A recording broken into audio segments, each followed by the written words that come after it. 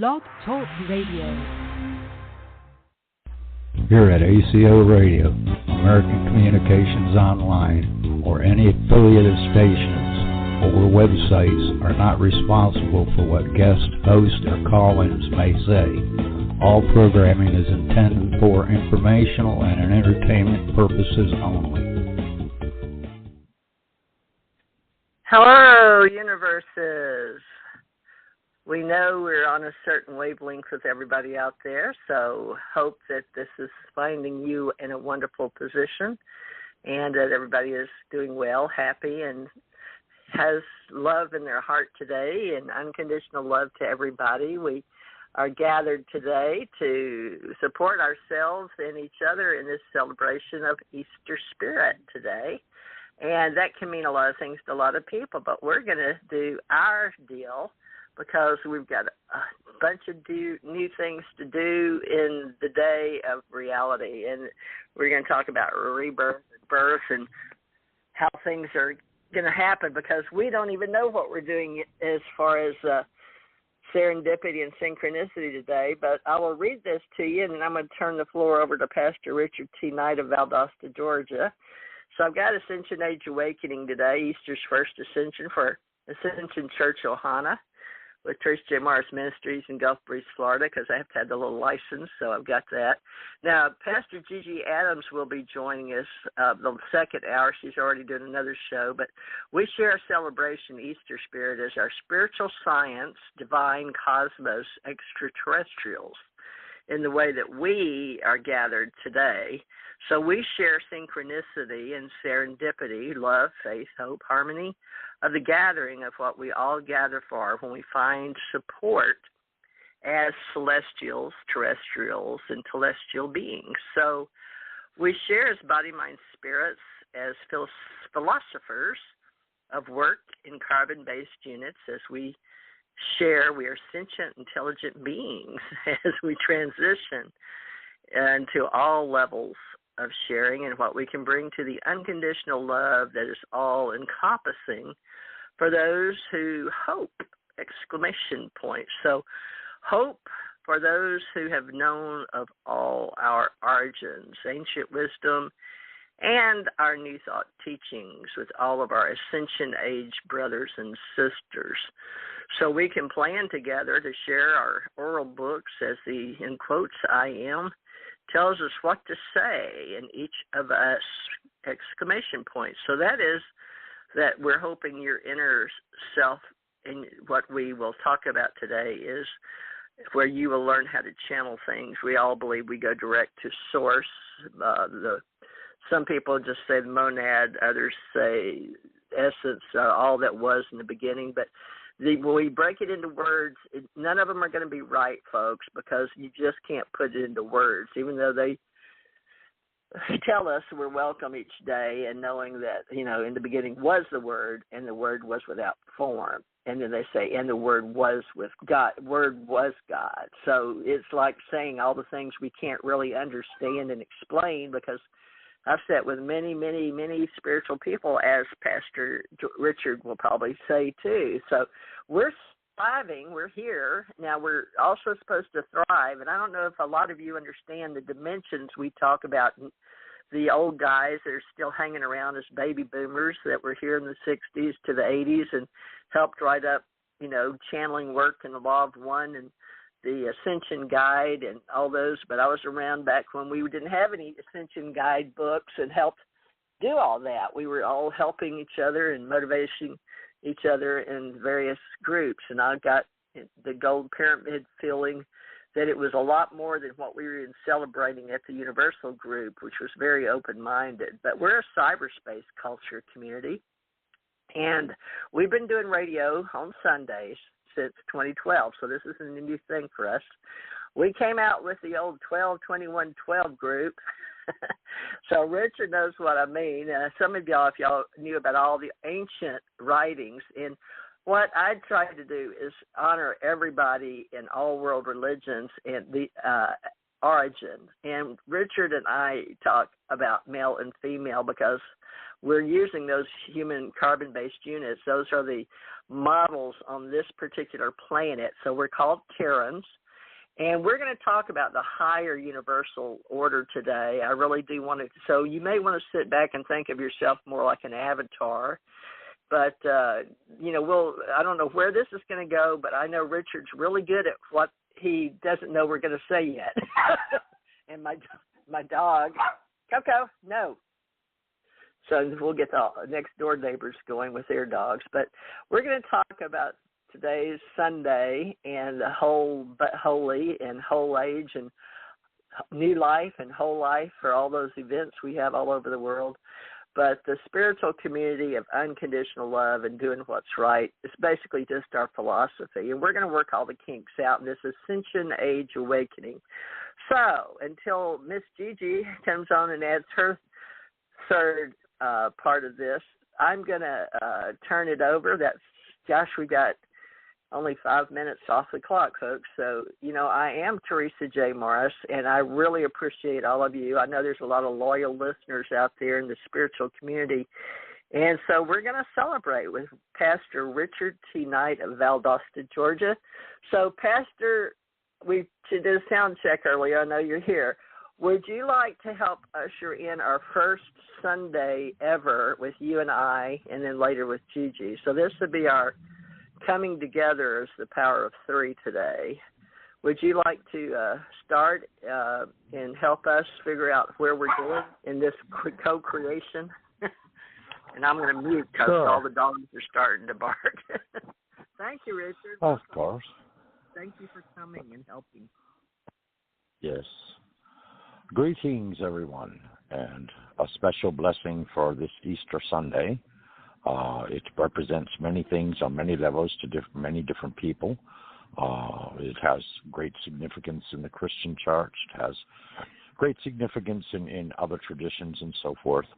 But I mean, it's a funny. It's kind of got a funny twist to it, simply because we go out and we hide Easter eggs, so the kids can go on Easter egg hunts. And then they dig up the eggs, and of course they're celebrated in the amount of eggs that they find, and the colors of the eggs, and the way that the eggs have been painted, and so forth. And then in turn, in addition to that, we reward them with Easter baskets. And the Easter baskets, of course, contain all kinds of chocolate, all kinds of other candies and things of this nature.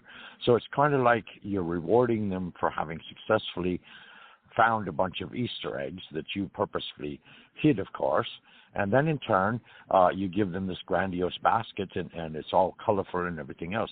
And of course, it's going to be a surprise to a lot of young children. And of course, as the children get older, then eventually they age out of the Easter egg hunt and that kind of thing.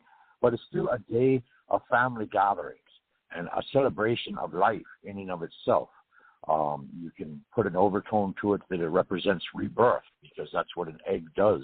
It represents rebirth, or it represents birth in and of itself. I mean, after all, the old question, which came first, the chicken or the egg? Well, of course, that question goes unanswered, because naturally you have to have one before you have the other.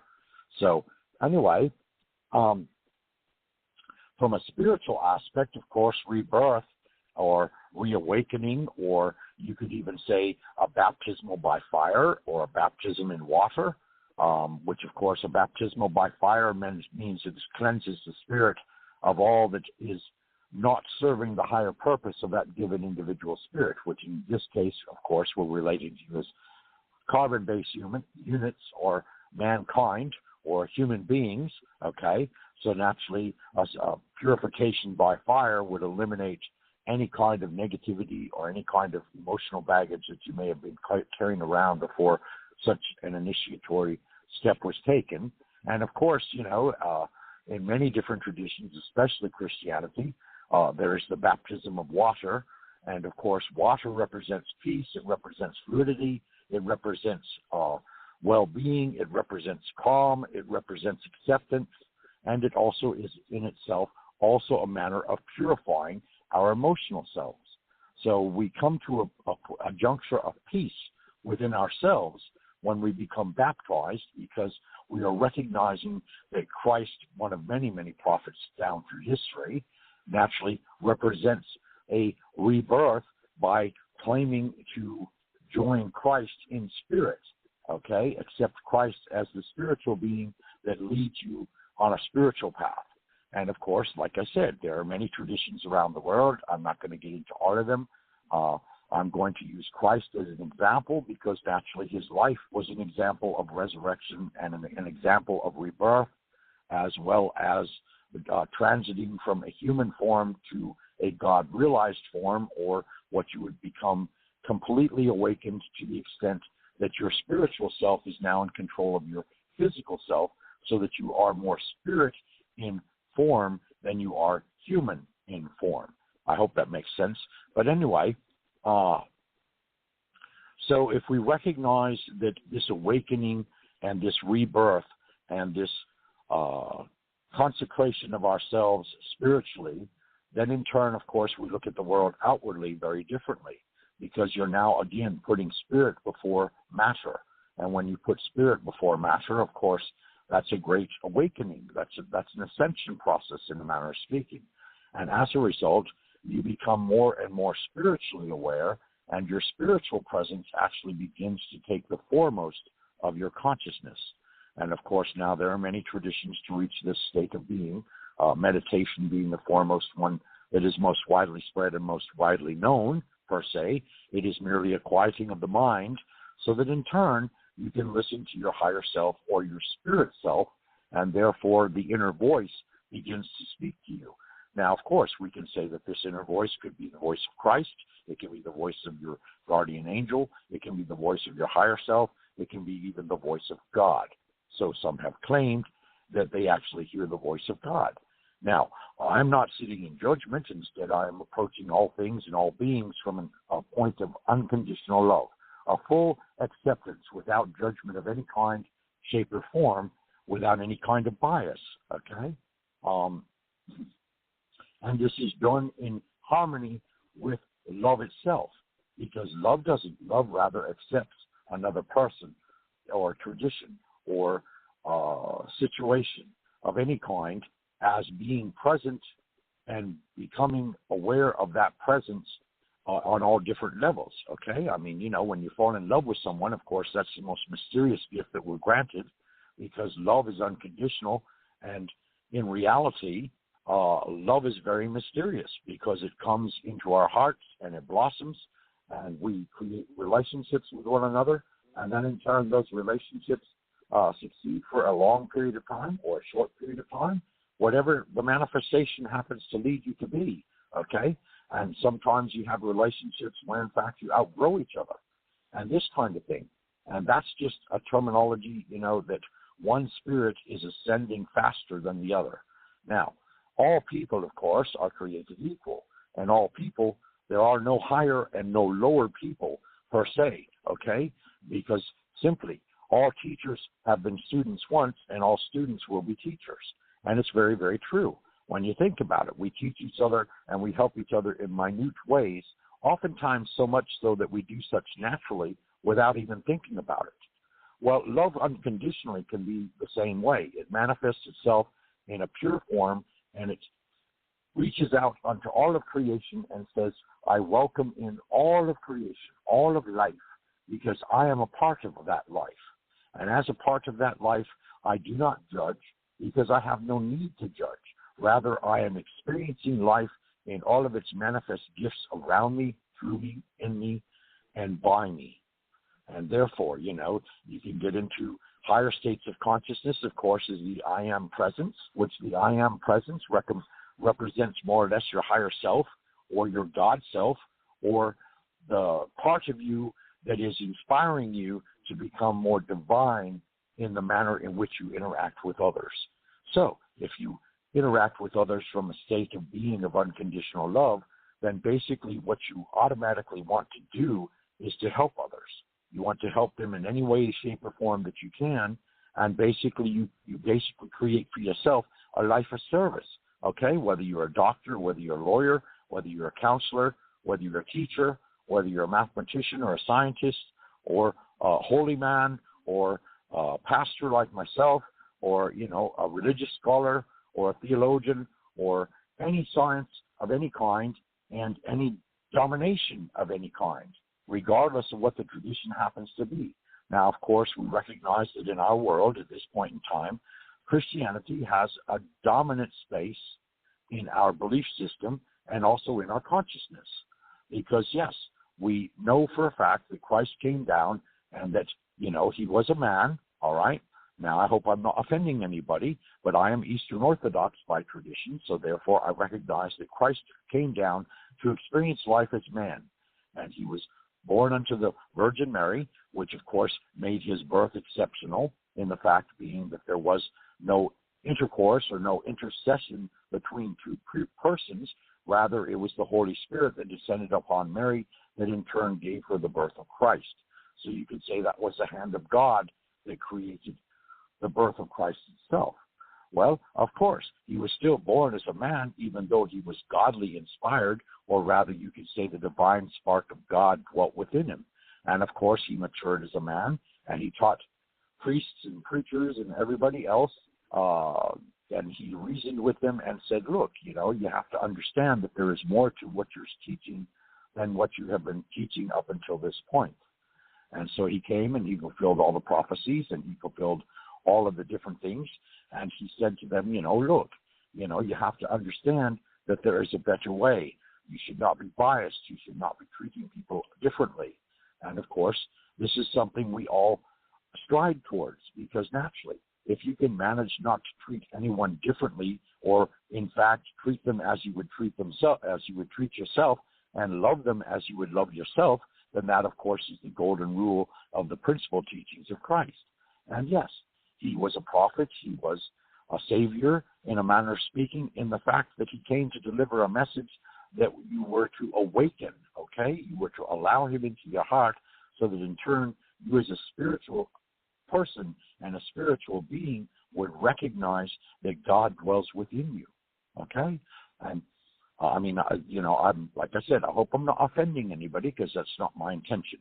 My intention, rather, is to share the message that we all have God in our heart, and whether we recognize it as Christ or God or by whatever divine name that we cherish and respect and honor within the given tradition that we follow, the names are not significant. What is significant is the fact being that we all recognize that there is a higher power outside of ourselves that is a creative being that created us all. And therefore, because we all have this divine spark within us, we are all one family. We all come from one source. And therefore, it is idealistically very important that we begin to treat each other with unconditional love. For where two or more are gathered, so am I also. That is another teaching of Christ. And he's not alone. He was not the only prophet that said that in the past.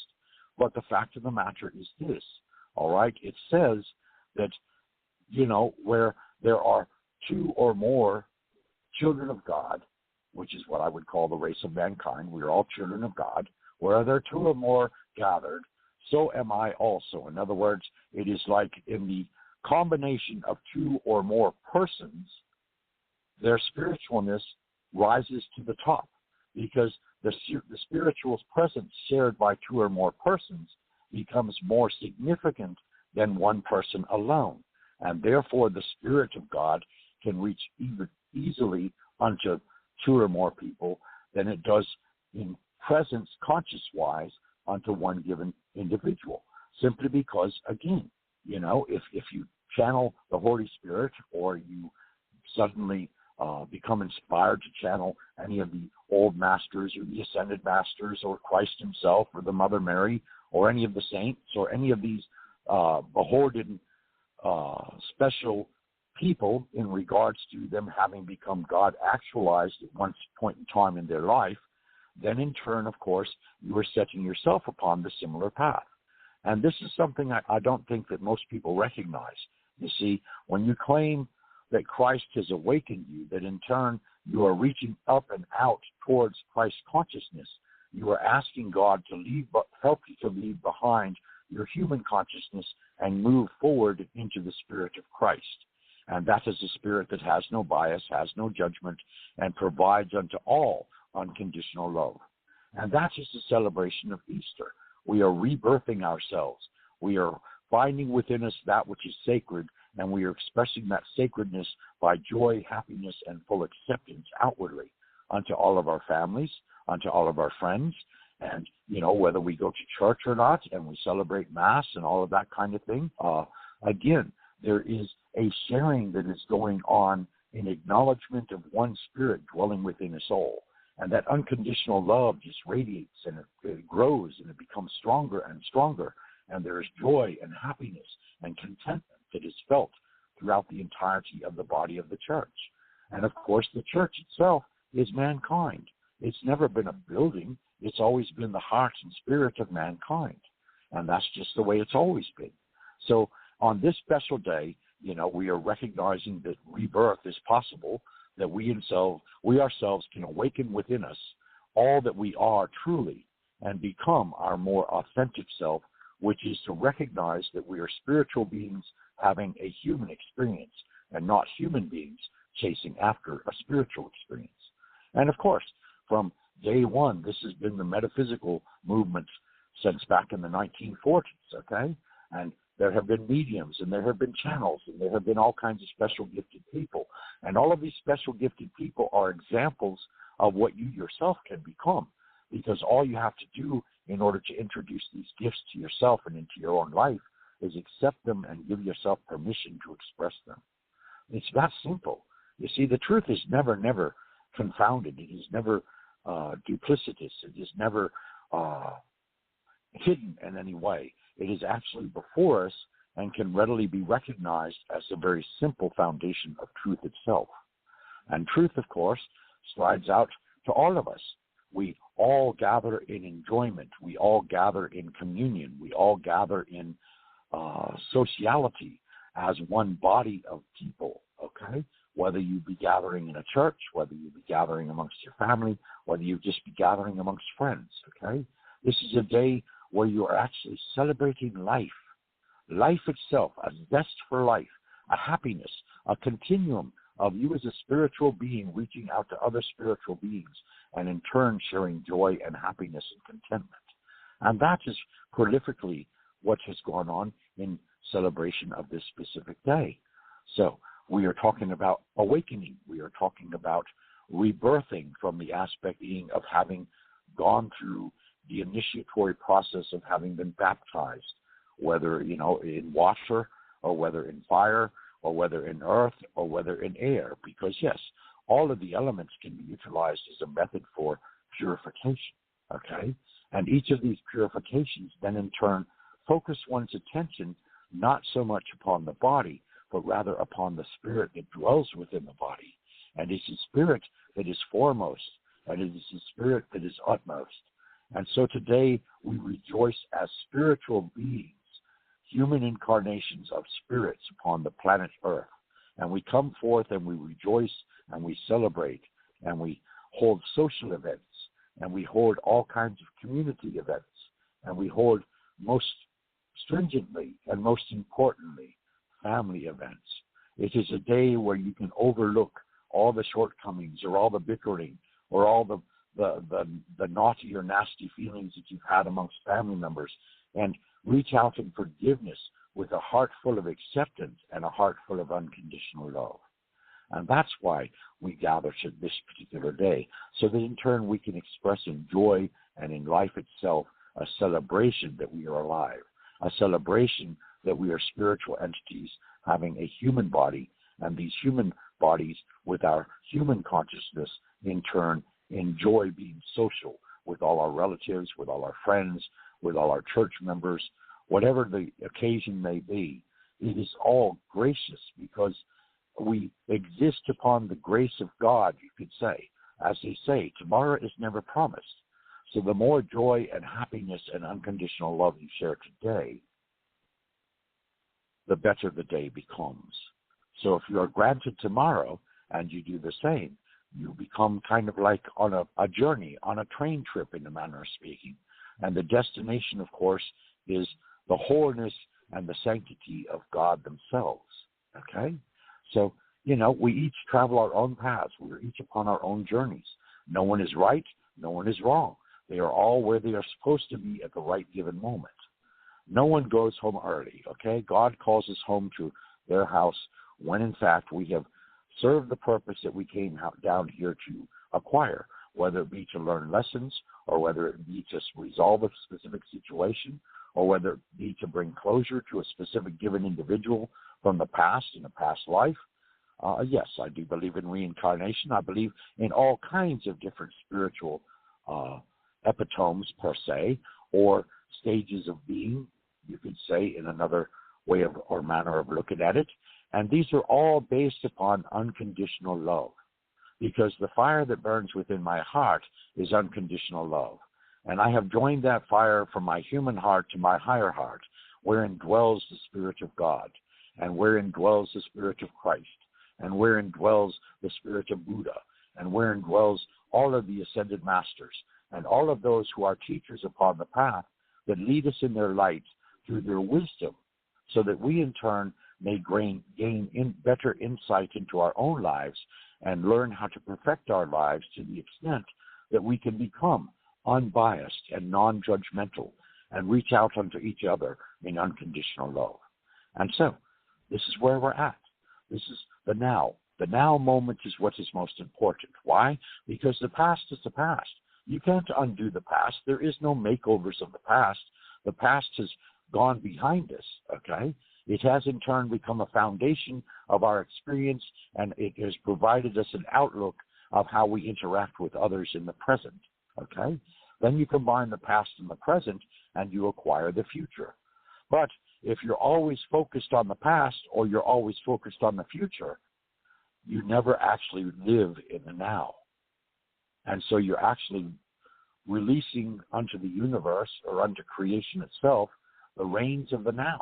You are too focused on the past and wondering what's going to happen because of the past, or you're too focused on the future in attempting to create a future, and you forget all about the now, because the now is the most important point at which to be, simply because the past is creating the now, and the now in turn creates the future.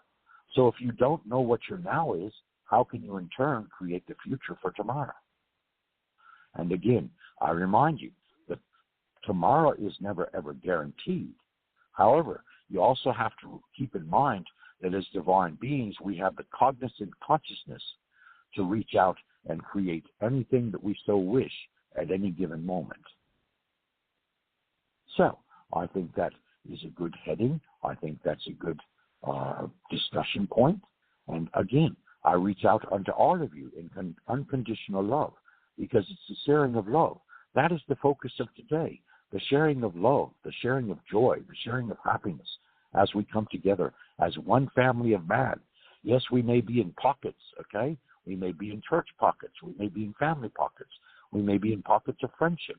But the fact still remains, we are all gathered together to express love, unconditional, towards each other.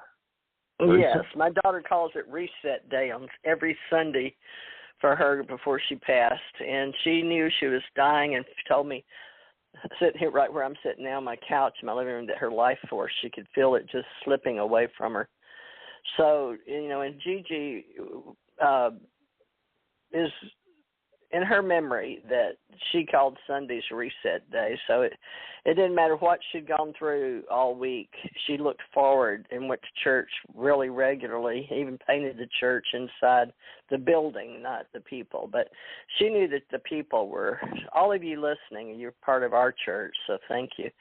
But, it's God's church. And for many of you know, the portal of Ascension is the Jesus, which she said was her father, which she had a personal relationship with. So many people do, Yeshua or Yeshua, however you want to say it. And some people believe in that and some don't. And, it doesn't matter either way with us, because to be honest, Richard and I are both Ascension Masters, because we've all already done life after life, meaning we've already experienced death and life, and we understand incarnations for us, so we can talk openly about that. So that's a very important elderly part of our church here that he and I hope to establish, and it is with love and unconditional love. And wherever you're at on your path is the unconditional means there's no conditions that you won't love another human being. So all is forgiveness, and that's as closest to God as you can get. And it's a very hard thing to do, especially in many, many churches.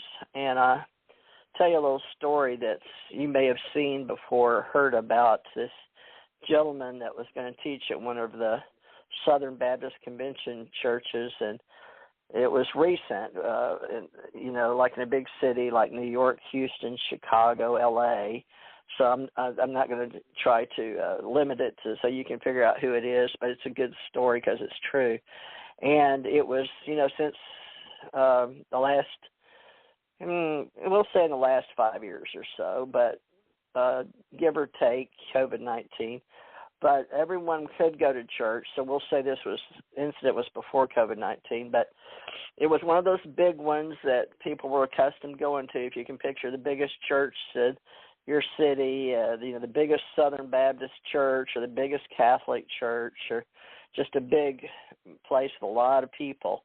And it was the old type in America with all the big steps on the front standing up. And he was, picture a big city, like a movie running in your head, and the big church and all these huge steps leading up to a front huge American church. And he was sitting out, they were expecting the new preacher, their new pastor for their church. So they had heard about it, and they, more so than others, coming to meet, maybe the businessmen don't always go with their wives, but they were going to be there this Sunday, so it was a packed crowd.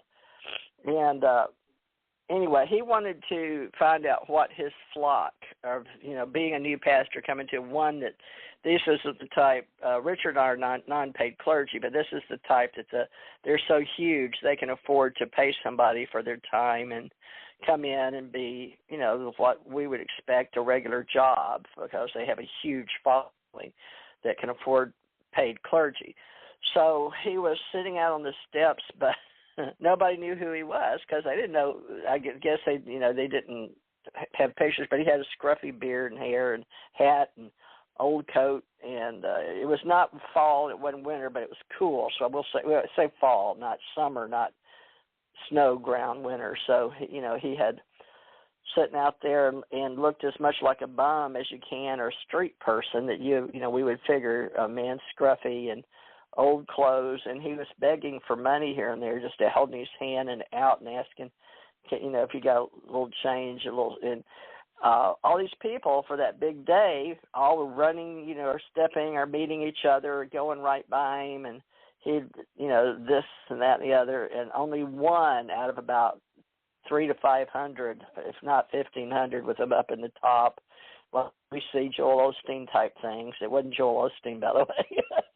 But, one of those kind of settings. And only one man out of all of those people bothered to even wave to the man, said hi or welcoming, one out of his whole congregation. And he remembered which one that was. But after he went in, that was a huge, it was time for everybody to go in for him to show up. And they started with like a deacon or someone on the front just giving the church news. And so he was at the podium, but he was way in the back of the church, sitting in the back of the church, and people asked him to move, and they were so big they had ushers.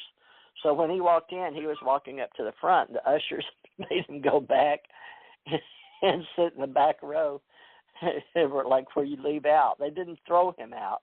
But the deacons that were, like not paid clergy, but paid positions, or maybe they were just volunteers that passed the plate. If any of you have been to the American big churches, and yeah, I know because I went to most of those in my life in the South and Southern Baptist convention type.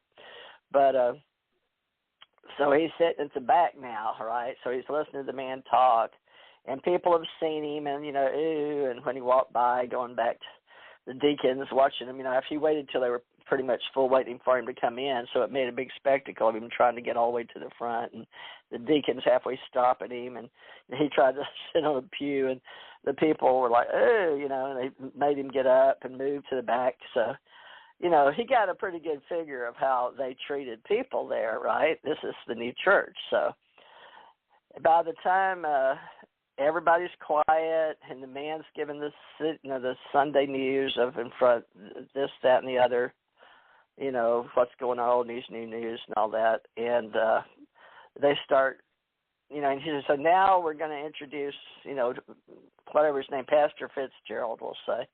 And so he says that and steps aside with his paper and goes over, sits down, and nothing happens for a moment. You get just enough and everybody starting to little buzz, looking at each other, looking around. No pastor, right? So he makes sure he gives them a good, uncomfortable time of everybody, the kids starting to ask, Mommy, what's going on? And, well, where's the pastor? And because there's no music, nobody. Everybody's just waiting, okay? You feel the tension, right? Finally, he gets up. This is the bum that, people have seen and and looked at him and wouldn't give him any money out front, all that. And deacons he made sure people saw him. The head maybe missed him, but when he walked up, and the deacons made him go back to sit on the back pew. So he walked up to the podium and took his hat off and said, he just stood there. And everybody just looked around each other, and he made them very uncomfortable. So he just stood there with his hat off, and everybody started feeling really guilty. Some men started crying. Some women started crying. Some people just put their heads down because they realized they'd been had, okay? So all these people had been had because here was the guy that they thought was some big city, just a man on the street, the bum, the guy doing without, hanging out on big city steps trying to get something changed or something. All the, busy people, middle class, whatever, going up the stairs. And you know what? He didn't even give a sermon. What he did, he says, now, to all think about what happened here today, and we will see you next Sunday. So he got off the podium, and that's how he introduced himself to his new flock. And they were all flabbergasted and shocked, and, that was it. And wow, how to get to introduce. So he didn't say like anything except, I want you to think about what just happened, and we'll see you next Sunday. So, how about that? That's some heavy stuff right there. So I hope you folks may see that story. It's out on video. That's a true story that happened. So, isn't that interesting, Pastor Richard? Why, of course. Simply because you could also. Yeah, go ahead. Well, you could apply it that what if that had been Christ? Yeah, what if exactly. it was Christ sitting there and Today, he was putting a hand out not so much to get money, but to be greeted and welcomed into the church. And nobody, one man out of the entire congregation waved at him, acknowledging his presence, and the rest all passed him by. Exactly. And then in turn, they smite him because they wouldn't let him go forward in the church. No one wanted to sit next to him. Instead, they pushed him to the back of the church and made him stay there. And they even condemned him with their comments by saying, ooh, you need to go elsewhere. I don't want you sitting next to me. Yeah, deacons telling him he can't sit there. Sorry, sir, you'll have to move. Right. And then, of course, he goes to the podium, when all are silent and all are looking for the new pastor, and the whole congregation turns and realizes, oh my God, the man that we scathed and that we turned away from and that we, were saying you didn't belong here, now turns out to be Christ. Yeah. And all the man has to say is think deeply what has happened here today. In other words, don't listen to what I'm saying. See who I am and turn inward to your heart and see where your heart has been today. Exactly. What a message for his congregation. Exactly. They came to hear a story and they met the new pastor, all right. I find it amusing, but it made me so sad I got a little teary-eyed because I watched the whole video, and it just moved me. You know how those things will move you. Like I watched the Ten Commandments yesterday, but I've been watching it since I was a little girl, like Wizard of Oz, you know, with Moses, right? And that's sort of what Easter's about too, is going to Promised Land on the other side, and you know, Moses leading the people to the Promised Land and crossing over Jordan, and the blood of the Lamb over protected by the firstborn and all that, and all those stories are out there. Yes, there are thousands of stories upon thousands of paths, you know, and I think they all lead to a very similar place, in the fact being that, you have the presence of God amongst you, and how in turn are you going to treat the presence of God, whether it be Christ or whether it be Buddha, whether it be Muhammad, whether it be any of 100 others that I can name, and you would find historically they were all treated very similar. They were all rejected. Okay? They were all castigated. They were all cast out, in a manner of speaking, because they would do things that were not normal. Okay, and then of course, in turn, when God inspired them to create miracles, the miracles themselves were held in awe, and the people were, of course, drawn to them from that point forward, because they were saying, okay, well, why is this person able to do this and I cannot? And the person that's doing it in turn says, you can do this and even greater things than I. And so the wonderment is there, and yet the responsibility and the ability is turned back upon the people that are following, the people that are listening, and it's just dumbfounding in a way, simply because, you're talking to a normal person that looks like the rest of us, and all of a sudden they show up and they're among us, and they're not making, they're not drawing any serious attention to themselves. And then all of a sudden, they get out amongst, 200 or 300 people, and they just decide, well, it's mealtime, and they just create a meal out of nothing. You're talking about the loaves and the fish? Yes, the loaves of fish, yes. Excuse me, sir, but I know that story. Well, I'm not specifying it's Christianity alone, because it's not, that tradition, is very popular, but it is not the only one, okay? That's right. I mean, there have been many that have gone before him that did the same. And there shall be many that come after him that are capable of doing the same. And if they truly free themselves to be the true, authentic person that they are in their spiritualness, they can, in fact, do the same. But you have to give yourself permission, and you have to accept the fact that you are more than what you've been conditioned to believe that you are. So in other words, it's like you have to wipe the slate clean. You have to say, okay, well, I understand that I've gotten to this point, and I fully understand the body that I have, and I fully understand the consciousness that I have, and I fully understand all the relationships that I have created, and I understand all the works and all the jobs that I've had, and the job I may currently have, and the relationships that I have in the community, and the relationships that I have in church, and all these various relationships, okay? But the foremost relationship is your relationship to God, because it's with God that in turn created you, and it is unto God you shall return. And there is a Holy Spirit that accompanies you while you're here.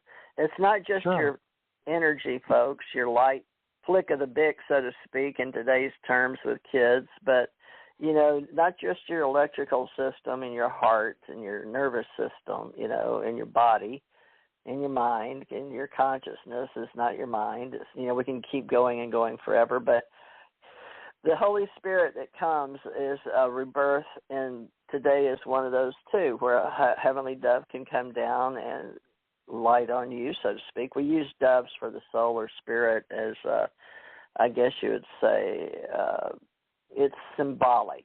And we use a lot of cultural symbolism in our churches, and a lot of them have closed down, and some of the bigger ones with the newer music and the new way of the big congressional groups like Osborne. Most people know the name Joel Osborne in Houston.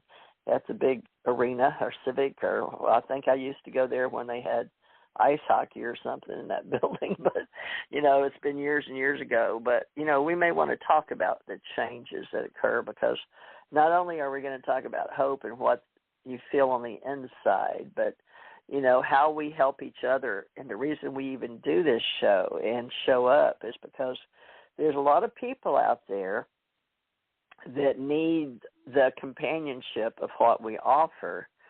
And some of them may be sick. Some may be listening in their trucks right now. I happen to know they are in truck stops because I was a truck driver, and a lot of them know that, so they relate to me. And then I've also got a lot of people that are paranormal, supernatural, and they know that I follow spiritualism and ghosts and apparitions, so I have a lot of those. But I also have a lot of veterans, and we wore uniforms, and we love America, and we love the red, white, and blue, and the flag, and what it means, and how great, you go through boot camp. I wasn't an officer, I wasn't enlisted, and how great it felt to put that uniform on. And then some during Desert Storm or whatever after, because I was that era, but they lost their leg, including my husband. I've lost my husband, but we still have that spirit, and I don't know, you can call it a Sprit de corps, or that, if any of you remember being in school, that spirit, but sometimes that spirit leaves you for various reasons, and it's something with the church and having people on Sundays to help you get back that spirit of love of your fellow human and sentient, intelligent beings, just people, the humans, to know that we are creatures that we were put here to have culture and to have clans and to be tribal. It's not unheard of, because we have a mother. We're not born just voila or hatched from an egg. We have a human, and we come from a human, and we are biologicals, and we follow that track. They say we're born and men are trying to get back in. They spend the rest of the time trying to get back in. But actually, if you think about your human, biological, and you had a mother and a mother and father, still in this reality where we have some changing, and this is part of the Ascension Age, is so we spiritual beings, Ascension Age masters, can be back here during this huge transition of time now. But to have you remember your mother and father, even if you don't know who they were, they existed biologically, because you're in a biological carbon-based, and those cannot be any more unique than you are. We're very, very rare here, even though we come from a lot of different DNA strands that are like hybridization here. It's 23, you can say 46 chromosomes, whatever you want to say, in your strands. But a lot of people now know there's a lot more than that, and there's a lot more out in the universe. So there's a lot more brought in and blended into who you are. So right now is a big time when we're going to go back and make another loop around and come back and recognize there's going to be others on the planet soon.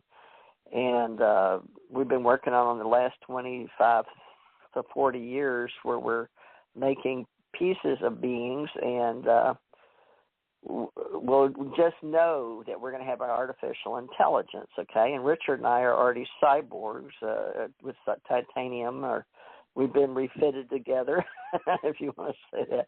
So, depending on how the children are growing up, a lot of the people that are our age will be passing. We are the last of the baby boomers during the World War II era. But all those of us, we didn't have a choice to know internet or have cell phones or the type of video games that the children all play with now. But back when our parents were alive, they didn't have a lot of the things that we have now. And the baby boomers, after this, and by 20, I think they gave me till it was 2020, and by the time we get to 2040, we will be pretty much beings born, and not just artificial insemination, folks. So I'll leave that thought with you. But please understand that these stories, this day right today, is one of the most important. It's a benchmark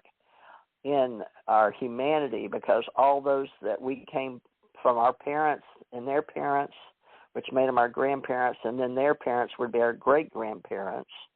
So the reason so many churches, especially the Latter-day Saints, are the people that heard from Gabriel or Angel Moroni and LDSs, which were called Mormons at one time, and now they call them Latter-day Saints, I believe, but LDS.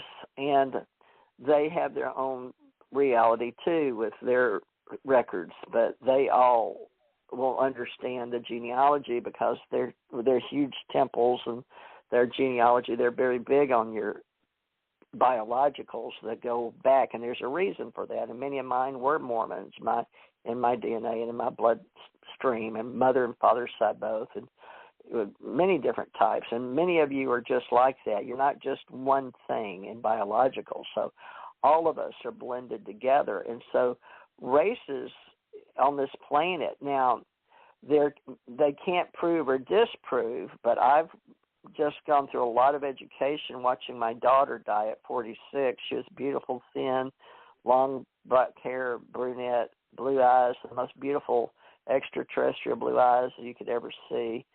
But she's gone now. But the way that they treated her, knowing that she had extraterrestrial, and they taught her she was other before she died. So she had to be reborn and go through things, not with baptism, in human form, because they had to let her body die and give her a new day where everything.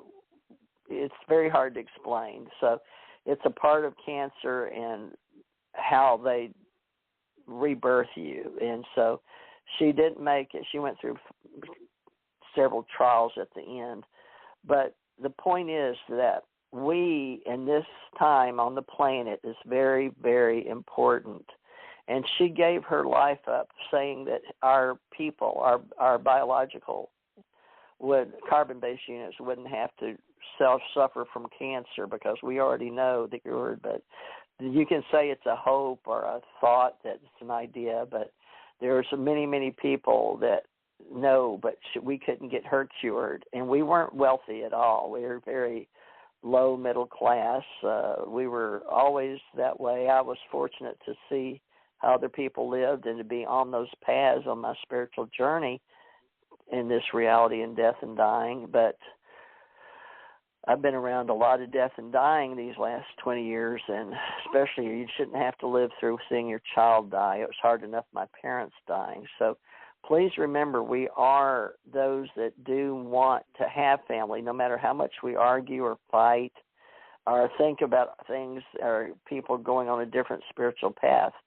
It's so wonderful to have somebody that is what's called your family. So many times in what we see in television, or the way that we've been taught in the last few years, is there's so many people that are homeless now. So we can hope that in America that we're going to see those that can make money and pull money and fundraisers together and to help people get homeless.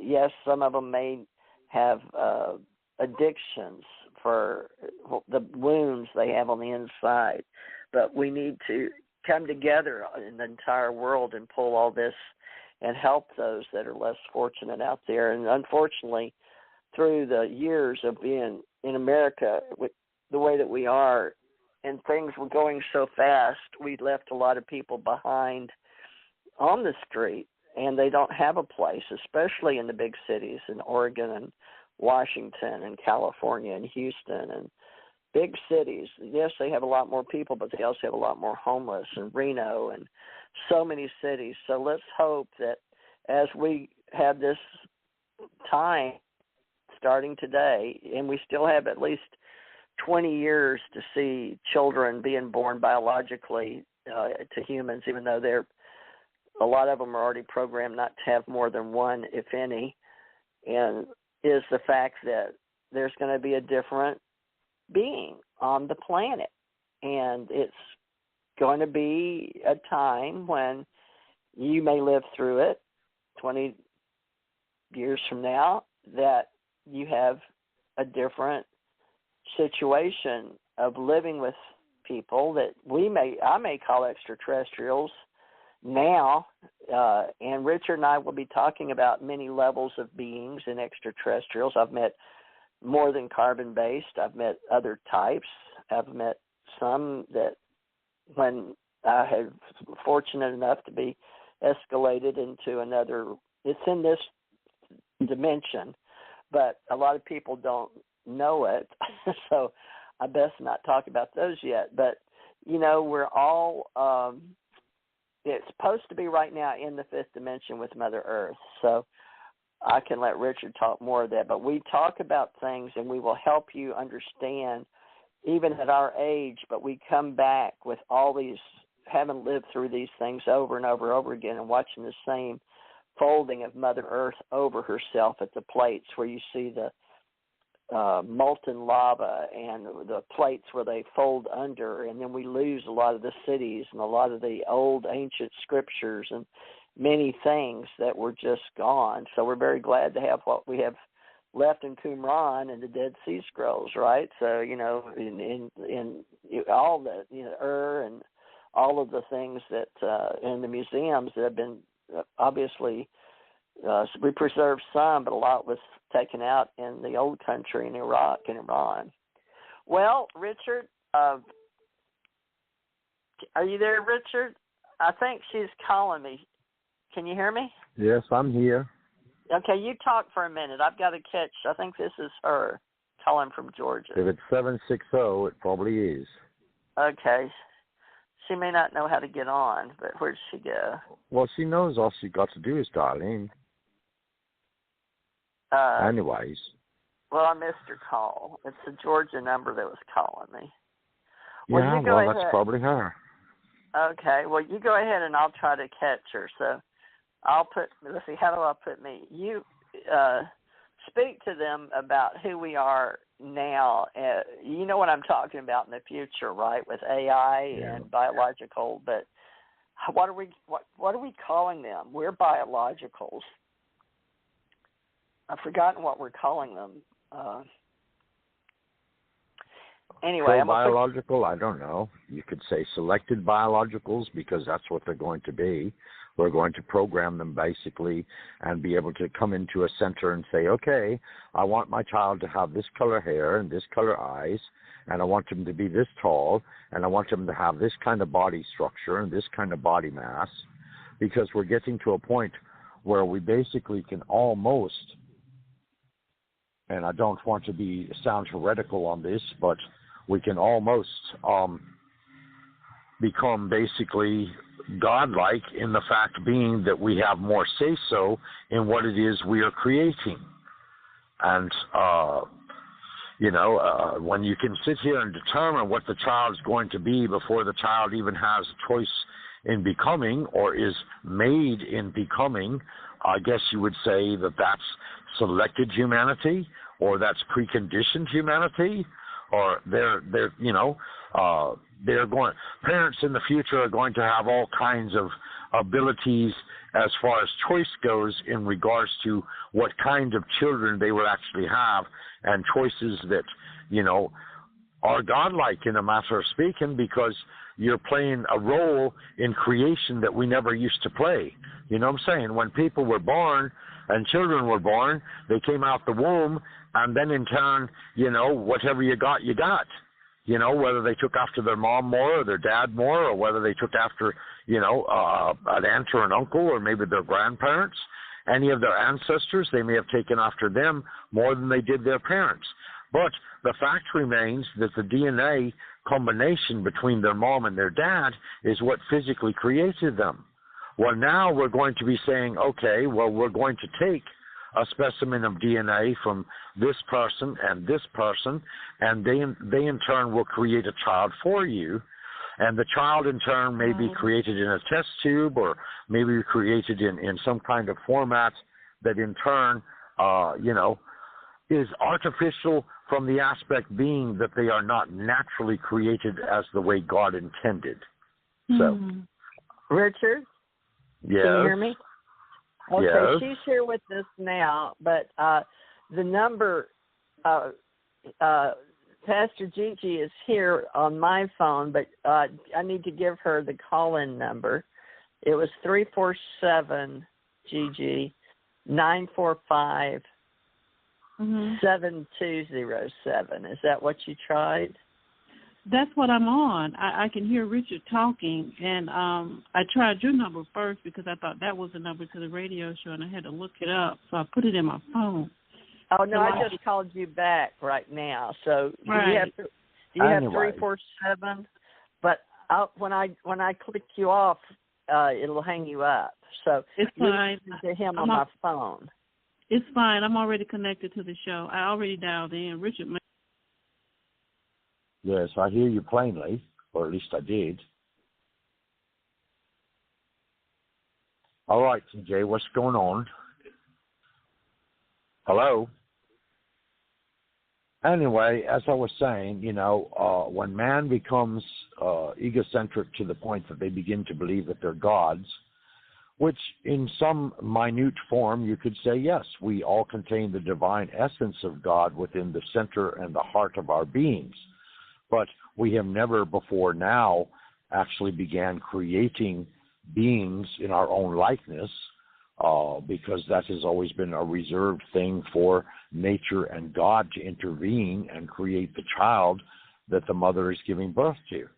So when you start creating children out of a test tube in a lab, and all of their different features and so forth are chosen in advance, that's not real good.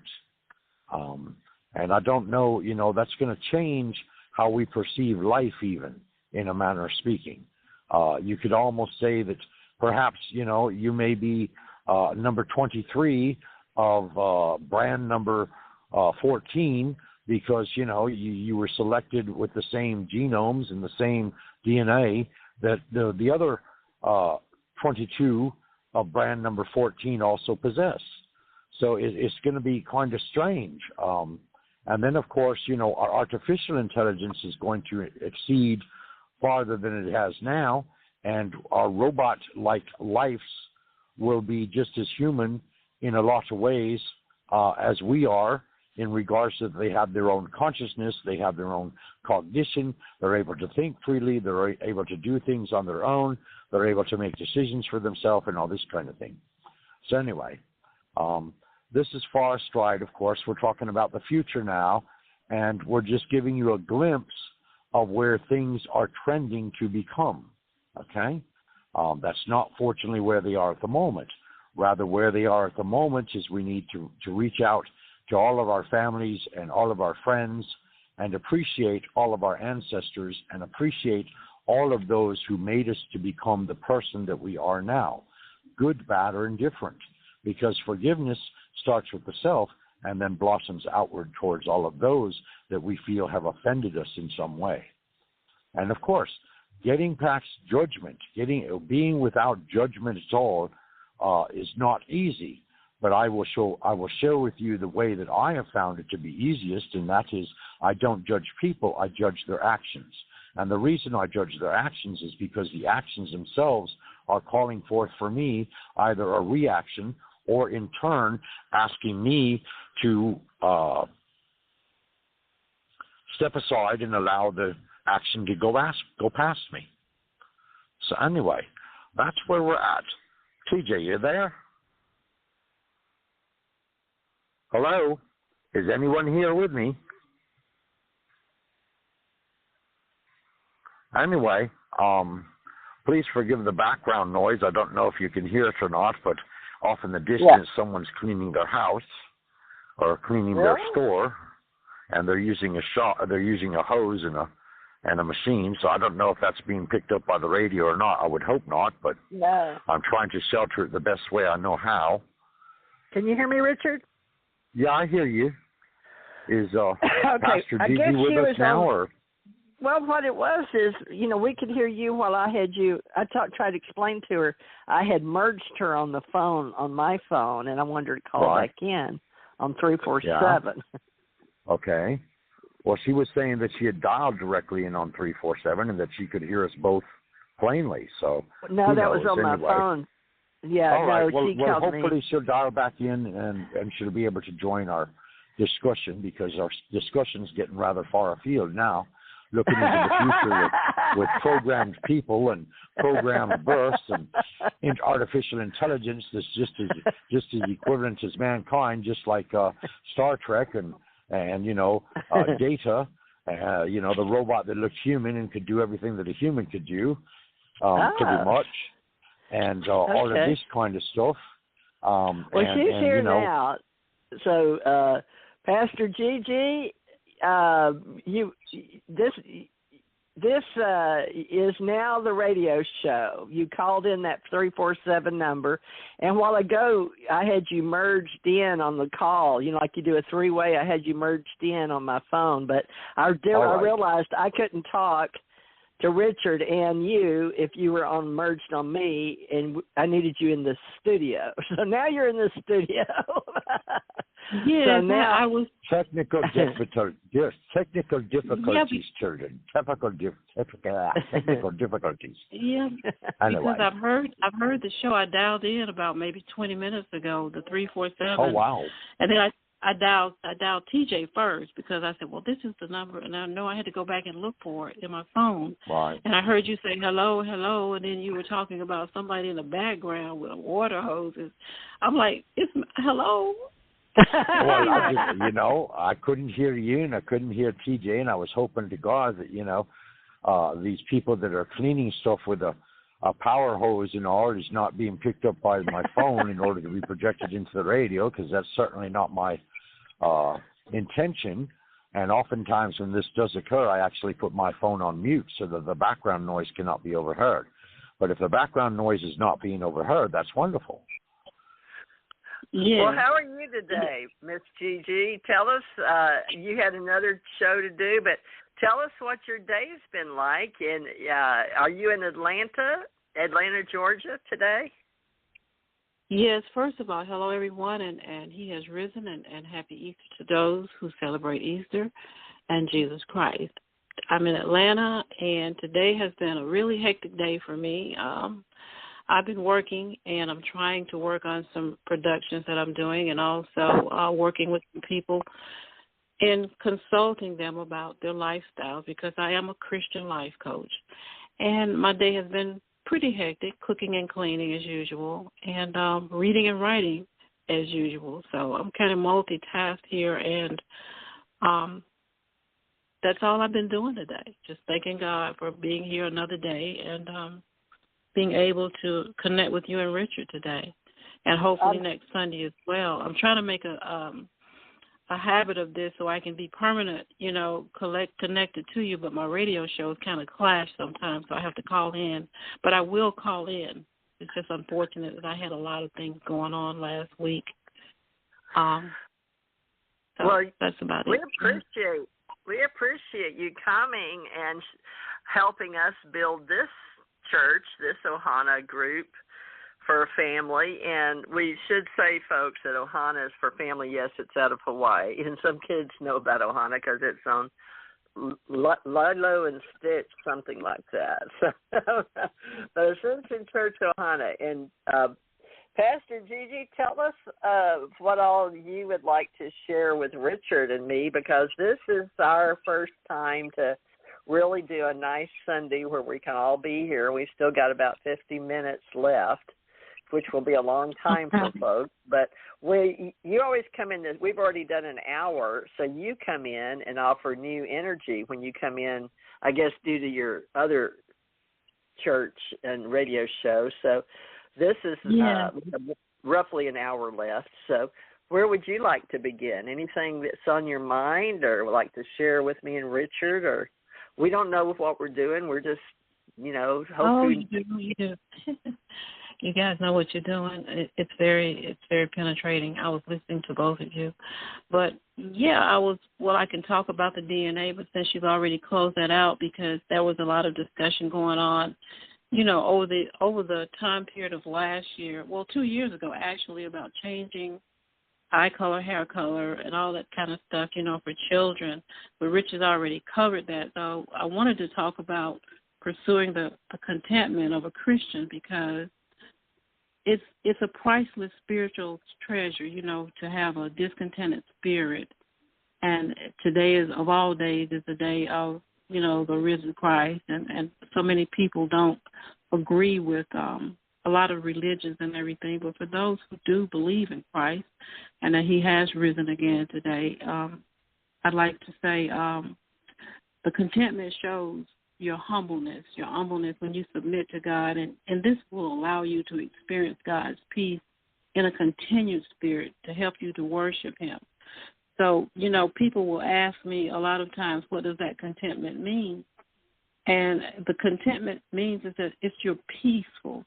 You're just in that mode for God, and you want to do everything that's right, and you want to spread that word with everyone, because knowing God's plan for your life and having a conviction to live it and believing that God's peace is greater than the world's problem, you're in the house. You got it made.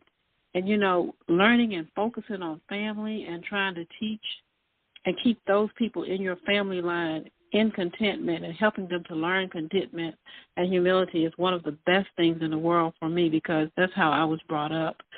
And there is no secret to contentment. You either do it or you don't do it, because of the fact that if you understand God's sovereignty and if you learn how to keep yourself in control, then God doesn't want something to happen to you. It won't happen, because so many people always say, God didn't help me.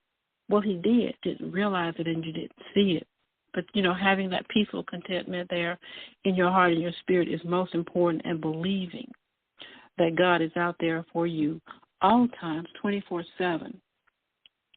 And that's what I wanted to really talk about and reflect on, because it was so important to me about the Christian values in life that we had a family discussion about it yesterday. And it's very fulfilling, and those are my views right now for the moment. If you would like to ask me, Richard or PTJ, Pastor TJ or Pastor Richard, anything else, I'm here to answer your questions. Well, I was raised that way, too. I went through the Southern Baptist and then the Latter-day Saints, and it was just a coincidence that my family, my father switched over, my mother never did. But, folks, it's like it doesn't matter if you're all on a spiritual path. So, I went through that Jesus is the only way that we understood to get from this planet to another planet, sort of like a portal. And I know a lot of people say, but how do you know? How do you know he's not a picture or a meme, as the kids say today? How does he? Because they haven't met him, but it's a feeling in your heart, an acceptance of something so close and dear. And so, fortunately, a lot of these books that are left on the planet, and we go by the King James Version mostly in America, but, we don't have to talk about all world religions are similar and connected, so there's many paths. But even for those that don't believe in the books, there's still a spiritual journey. And the path for us, it's very easy with our church because it starts with the word ascension. And so that was in my reality, that was how my family grew up, was knowing Jesus was the way, the truth, and the life, and except through him could you get to his Father. So that is what in today's reality they call a portal of ascension. So how would you say that with spirit now? Since you said we could ask you questions, because we're going to be. There's a lot of, you probably didn't hear the first hour where I talked about a story. It was a pastor that showed up, and it was interesting.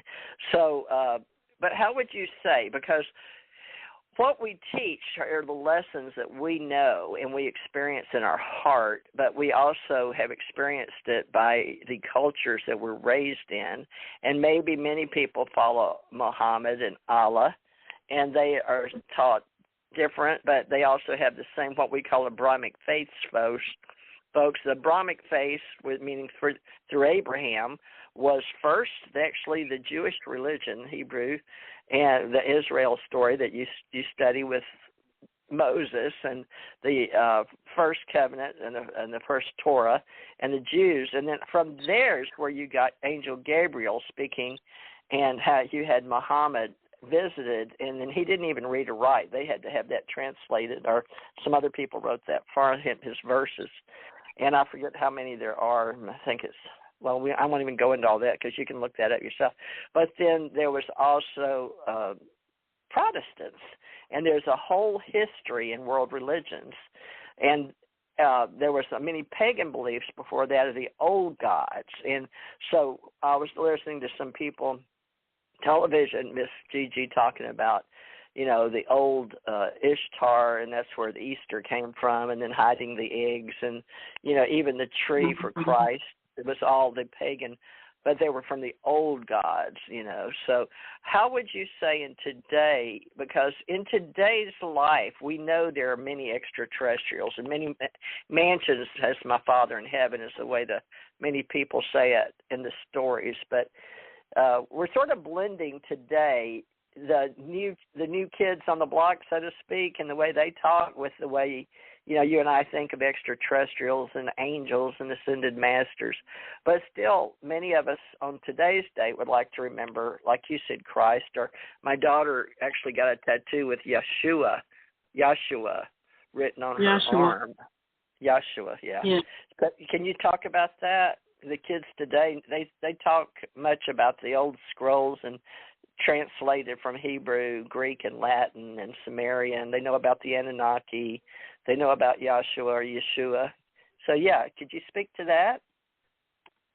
Yes, I can do my best. And with Yahshua, in the religion that we have now, the most important thing is, to me personally, in my own opinion, is that I always follow in Philippians 4:11 and 12.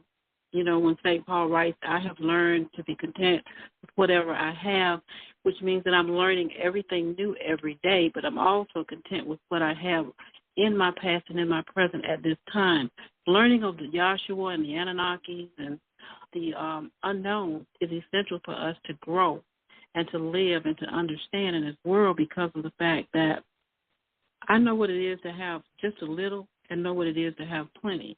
So understanding that and having put what you said and what Richard said into some kind of basis for life for me and for others that are listening in, I think that you should learn how to first suffer the humility, learning your spiritual self how to go about doing what you need to do in Christ, learning to be more efficient in your life as far as understanding, because there's a lot out there that we don't understand.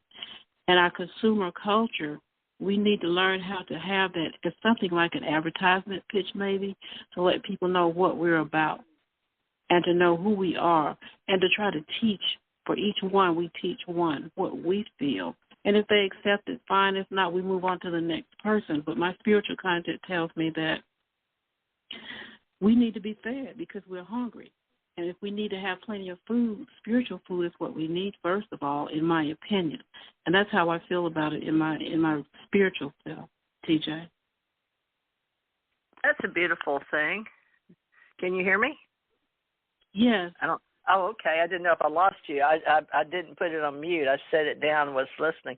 I just love to hear you. You've got a beautiful voice. It's very melodic. Are you a singer as well?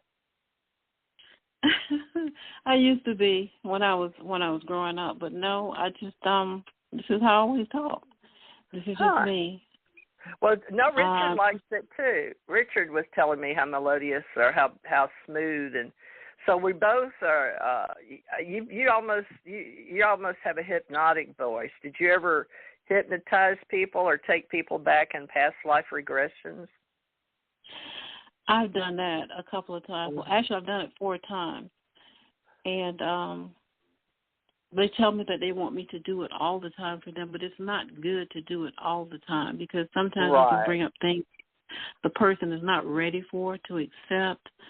As far as virtual reality and all those other kind of things, they may not be ready for all of those things.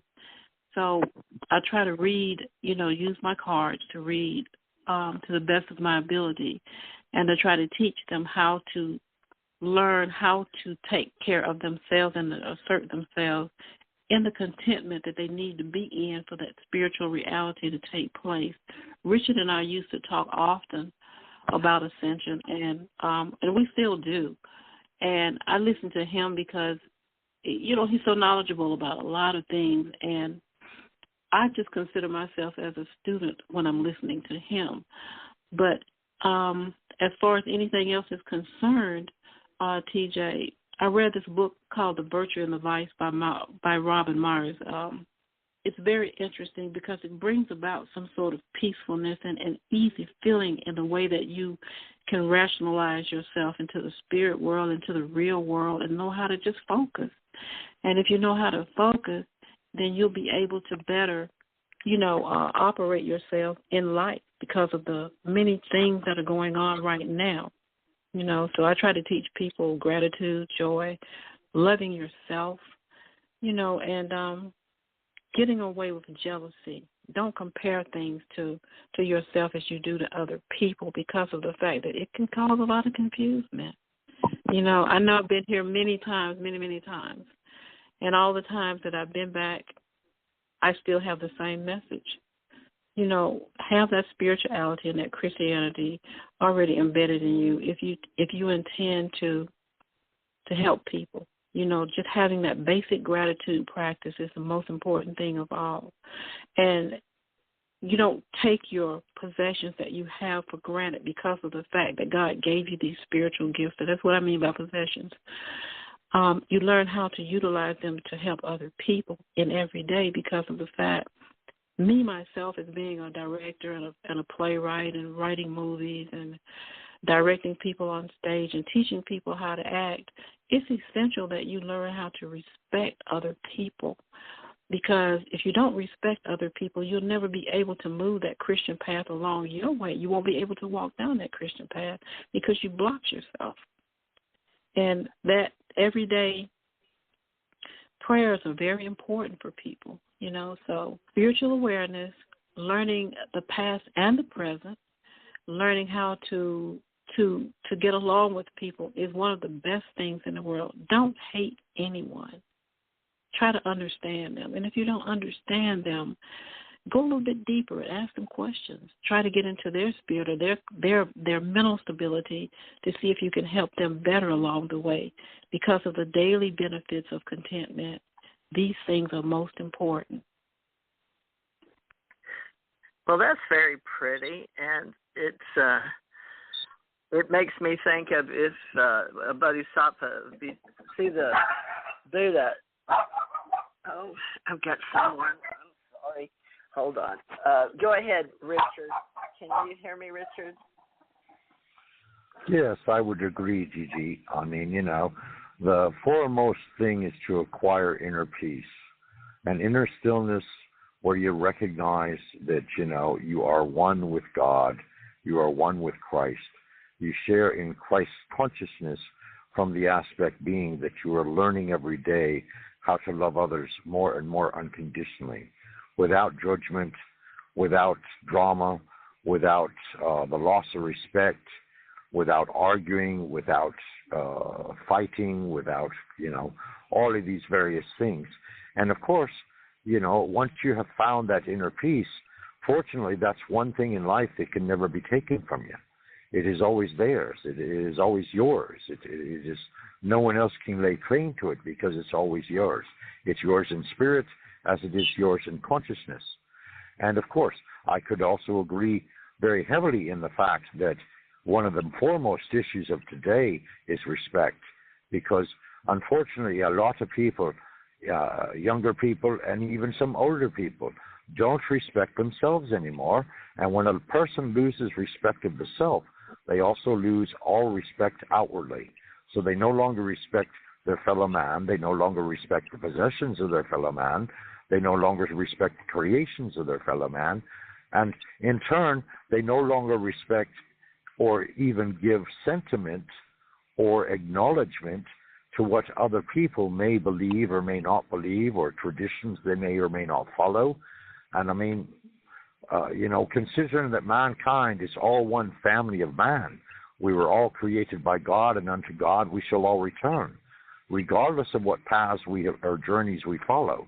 I mean, TJ was giving emphasis to the historical side of Christianity, and yes, it goes back a good ways.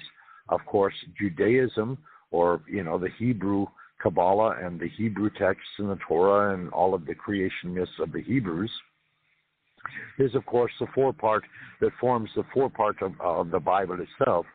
And of course, in turn, you have the advent of Christ, and Christ came forth and he said, look, I have fulfilled all the prophecies, and I come forth now that I may make a covenant, a new covenant with you in the here and now, and that, I take away all your sorrows. All you must do is fully accept me in your heart. And again, if you expand it outwardly from Christ alone into God themselves, okay, you're talking, here you have before you an emissary of God themselves in front of you in the spirit and the presence of Christ. So what Christ is teaching you, the 3 golden rules, love yourself and love all others as you would yourself. Treat yourself as you would treat all others. And in turn, of course, judge not lest you be judged. And so, that's the 3 golden rules that I try very well to live by, even though I'm a theologian and a practicer of religious science and all that good stuff. Yes. Go ahead. Yes, I know. Yes, and I agree with you, because I was listening to you guys, and the history of the Christianity is one of my favorite topics, because of the fact that a lot of people, there's so many people that just don't really know when it originated.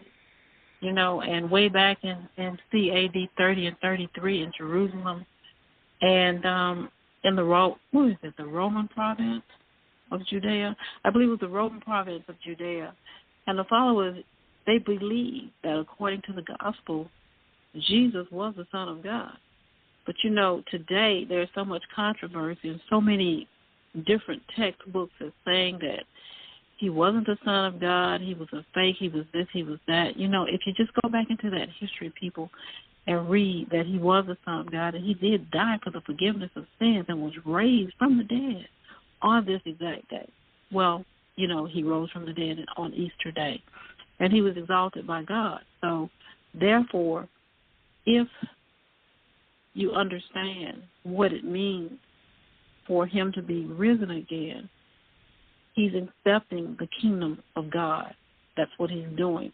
He's letting us know that he's back again, and he's going to go ahead and bring some kind of conclusion, to everyone, by developing that early Christian church and calling schism, well, I can't say the word schism.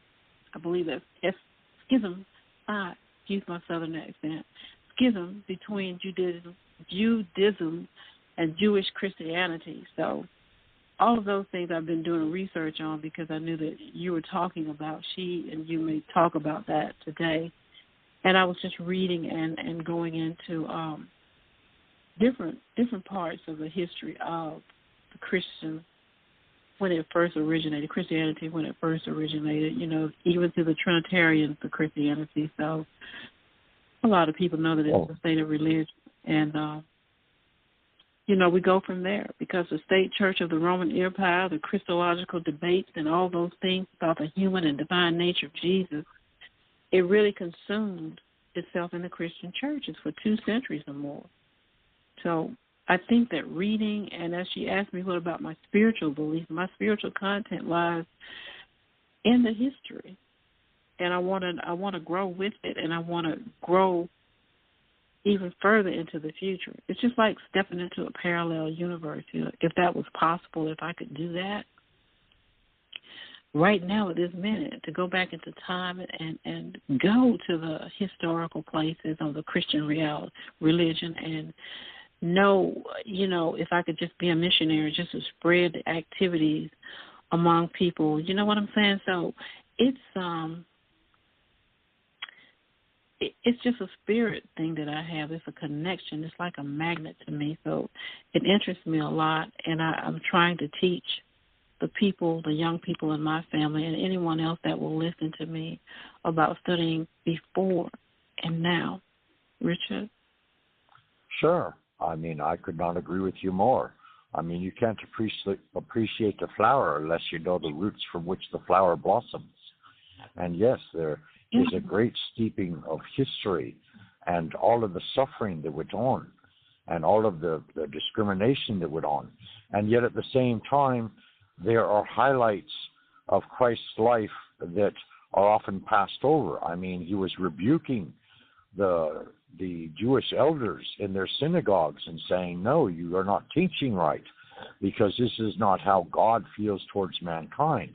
You must illuminate yourselves and understand that in essence, the Spirit of God moves through us all, and that in turn, it is his composium of love, and that it is this love that I represent. And of course, then they wanted to set him apart and make him a king. And he said, no, I am not king. I am what you call me, but I am no king. Rather, I am the Son of God. And that is the pinnacle point of learning right there, because in that one sentence, it says it all.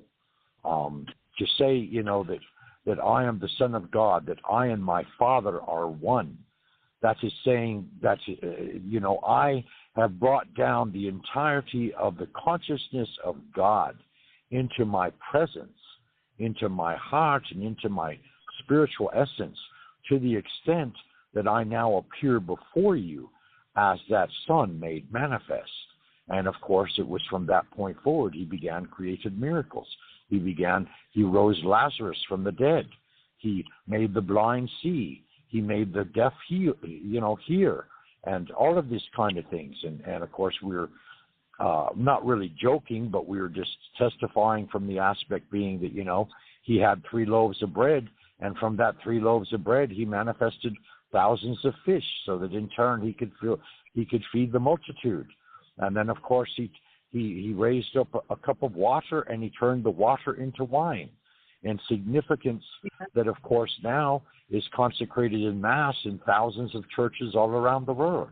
If you will eat of my body and drink of my blood, you will be saved, because within this act, you're accepting my being fully within the being of yourself, not only from a physical manifestation, but also from a spiritual belief. And I think that this is the very root that has been shaken the most. Gigi? Exactly. I really agree with you on that, because I guess maybe a couple of days ago, it could have been maybe 3 days ago, my sister and I were talking about, the pathway and the books of the Bible and the earlier followers of Jesus Christ. And we do know that it was an apocalyptic there were apocalyptic Jewish Christians that actually followed him because it talks about it in Acts 9, 1 and 2. And they describe themselves as disciples of the Lord and followers of the way. And according to Acts 11:26, a settled community of disciples at Antioch were the first to be called Christians. So what you're saying is all in unison with the history, because of the fact that, again, I'll say that people don't really go into the history. I'm saying not all people don't do it, but a lot of people don't. They take the Bible as the Bible today, even though the Bible has been changed so many times. But the real history lies in Judaism and, learning what the Egyptians studied. There's one of my favorites, Osiris, and he's one of my favorite people that in Egyptian times that I like to study a lot, because of the afterlife and what he believed in and what he knew, what he saw, and how he could interject that into the lives of the people in his family and in his community back in his time. So there's something else that I'm studying, the Halakha, and I want to try to get a better understanding of it. It's a Jewish book, and I want to make sure that I can understand, the whole, I guess, pathway of this book to learn about the new covenant and demon faith in Jesus Christ and, having all of that for the faithful and the righteousness, because it's something that grew apart from us, and it grew apart from Judaism and the Jewish communities and Christianity a long time ago, 2 centuries ago. So I'd like to learn more about that, and maybe, you can help me, you and TJ can get me to better understand that one, because I'm learning how to read Hebrew. Very difficult, but I'm learning it. And I'd like to understand a little bit more about it, because there's just so much stuff to cover.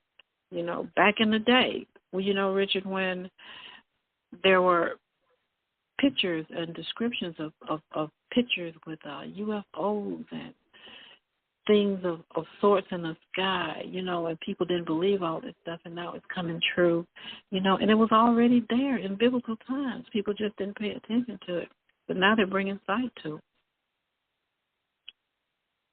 Yeah, there, Richard? Yes, very true. I mean, chariots of fire, coming out of the sky. Ezekiel too, yeah. Okay, yes.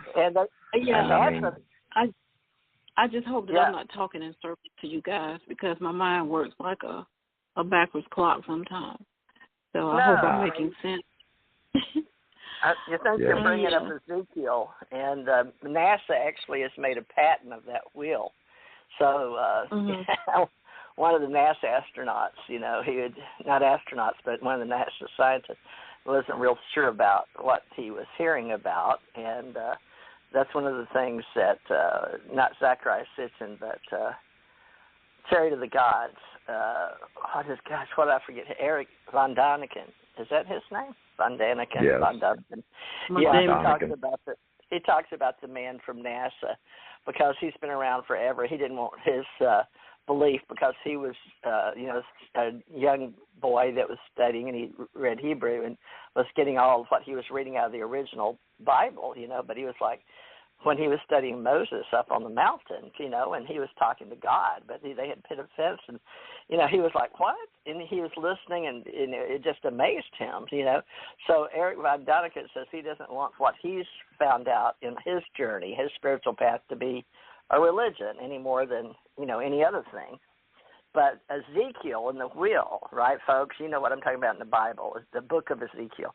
But the wheel within a wheel. And if you think about it, I read it out loud on this one Easter or one holiday, Ezekiel, and it got this, believe it or not, folks, the one I got the most hits on was the day that I had posted I would talk about Ezekiel, and that's the number one show in 12 years. It got the more hits than anybody. So they knew about Ezekiel quill. I broke it down for them. I read the scriptures and broke it. I read it, in today's reality, but I read right out of King James Version, because that's the one I was brought up on. But, folks, there's plenty of versions, and a lot of people use the Ethiopian version of the Bible, right, in Africa, and they say that's the most truest, right? So there's a lot of different versions of the older Bible and then the new Bible. But Ezekiel's wheel, you guys, because that's where we start talking about those from the heavens came, which winds up also being the Anunnaki, or those are the sky beings. But, there's a lot of the old visions and divine wisdom that comes from the visions of Ezekiel's vision of the temple and the wheel verse. And so you might want to learn the vision and explained. But it's in the Bible, so read it and get what you can out of it, and study what other people say about the wheel. But a lot of people, just people in general, especially ancient aliens, have claimed that the UFO sighting was recorded. It's like one of the many sightings of Ezekiel 1:16 was the appearance of a wheel that worked, and it was like a color of beryl, and they describe it in the likeness. And if you were thinking that NASA actually took the discovery of how they wrote that and made a patent of the wheel and use it today, that's absolutely amazing to a lot of people. So it was like you said, they're finding out many things today. But, yeah, that is one of the root stories that people will tie into Bible story and to extraterrestrial and star beings. But Bible study is very important for those that have a passion or they're on their truth. They're truth light workers and truth seekers, but that they need to go through that. And a lot of my friends did have Bible studies through the years. I haven't seen anybody around here lately, but they will sit down and discuss. So some of you may want to look at that, the Living Bible, even a copy of that. There's all types of Bibles and all types of stores and bookstores. So the book of Ezekiel, and look at that and then compare it, you know. But even if you thought about it of just jets sitting down, and if you saw jets sitting down and one had a tiger on it for like the logo brand, one had a face of a bull, you can envision flying spacecraft with various what we call today branding on the side, which is what I sort of saw. Was like, oh, I know, because I was in the Navy and I was in, I was at Air Force bases. I know what they're talking about, because that's one way my brain started seeing extraterrestrials coming down, but still with similar, logos on them. But that's not exactly how the pattern of the wheel came about. They actually describe how the pattern, the wheel is made. So, it's good to sit down. And it's okay if everybody has a difference of opinion or they've heard different stories, and you can all compare them. And then what we say in our community, what I call the spiritual community, and I've extended it to spiritual science community due to quantum physics and working with philosophers now that are going and trying to learn how people like me, Southern Baptist, and grew up, and how can we be so strong on the Jesus story? Well, we studied it. We went to church on Sundays, and we went to Bible school during the vacation Bible school when we weren't in regular school. And on my regular school in the middle of the week, we had choir practice at school, and then we went to choir practice at the church, and then we went to church on Wednesdays. So, a lot of people we call it indoctrinated, but a lot of people nowadays, a lot of kids didn't get all that training, especially out in the West, and they really resent people like us because they didn't have what they call indoctrination or programming, but it was just what we were exposed to in our culture, especially in the Southern. They call it the Bible Belt, folks. So, and you'll hear all kind of terms, right? Yeah, go ahead if you want. The Bible Belt, right? We're in it.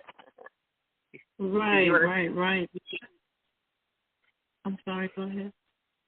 No, I heard you talk, the advanced teachings but I like the stories that you study too. There's the extra books besides the Bible, and then people will compare all the verses. There's all types of ways to study the written word of stories of our ancient origins. And so I have ACO, which is Ancient Culture Origins, but I have Ascension Center. So ACO, the presence of God within us.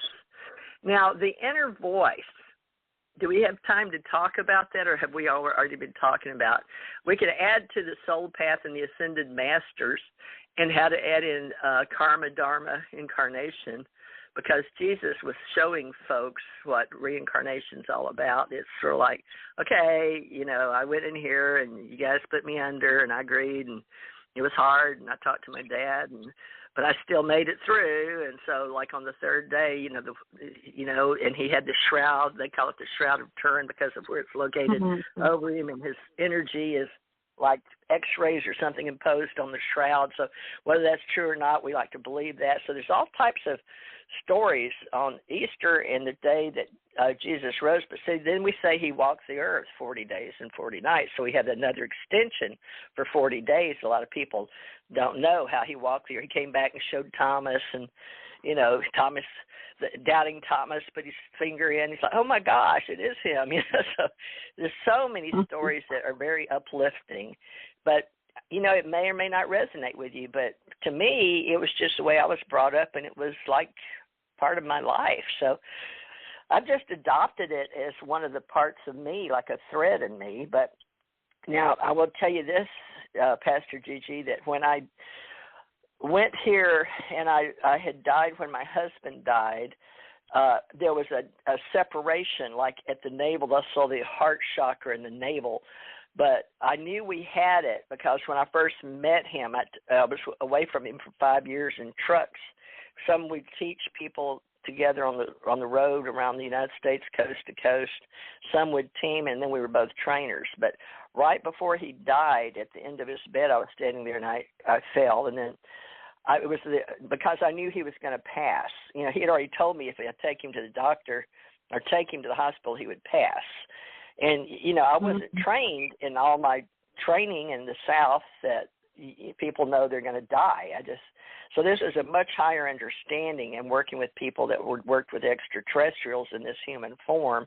You know, he was very good about being a pastor's son of his father taught. These were old country up in the hills of Kentucky, little white, you know, little beautiful little white buildings with the little outhouses. You know, they taught at those type of little churches. His grandfather, he was 109 years old, but he passed his church to me through spirit. But what I'm talking about, Pastor Gigi, is the spirit that I felt because we were bonded as husband and wife. And I felt it grow as I got to know him. And when he would be 15 feet, I really wanted that more and more. And I think that is a bonding, folks, a spiritual bond through your navel and your heart chakra with your other spouse. And when he passed, I didn't have this as my first two husbands, but he was my third husband. We were married. We were together 20 years, but the first 5 years was coast to coast in big trucks.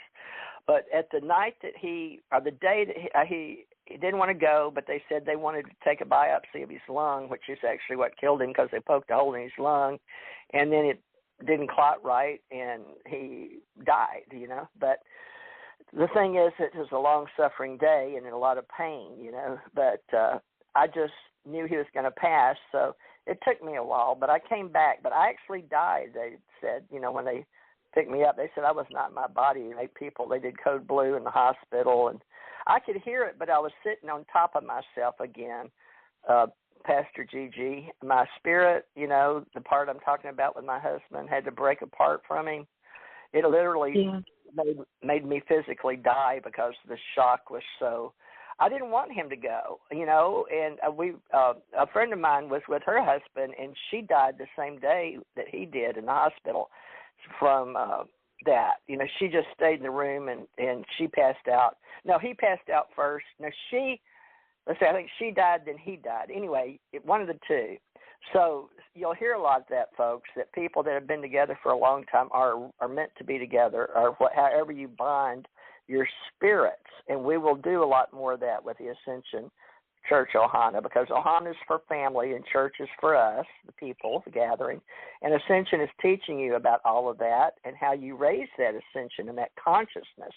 But you can come back down into this body, which is apparently what Pastor Gigi and Pastor Richard and I have bonded us together now, because I have no other.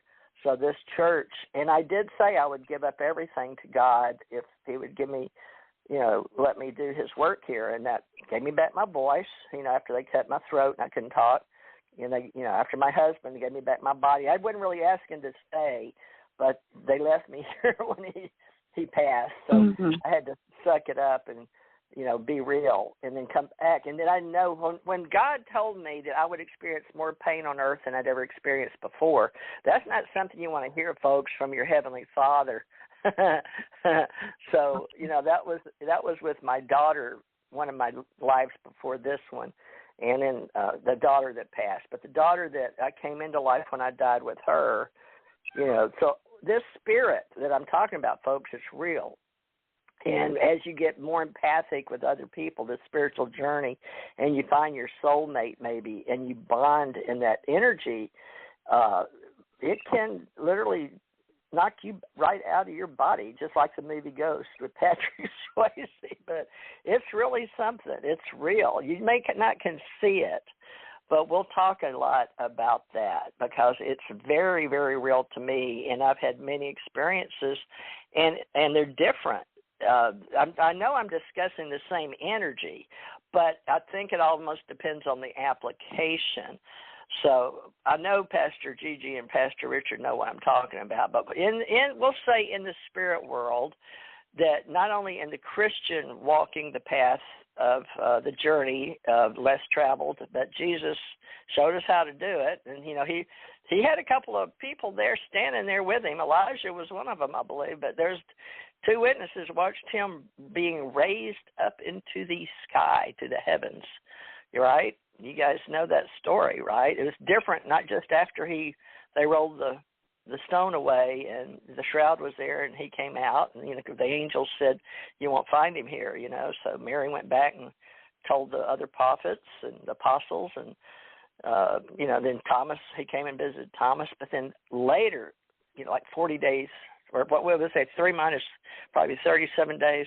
Anyway, that's going to happen. So we got that to look forward to. So there's a 40-day period in here that some people celebrate. So that's up to you. But you know what I'm talking about, Pastor Gigi, and y'all want to, you know what I'm talking about? It's like in a way we say the dove when he was, John baptized Jesus, folks, is who we're talking about.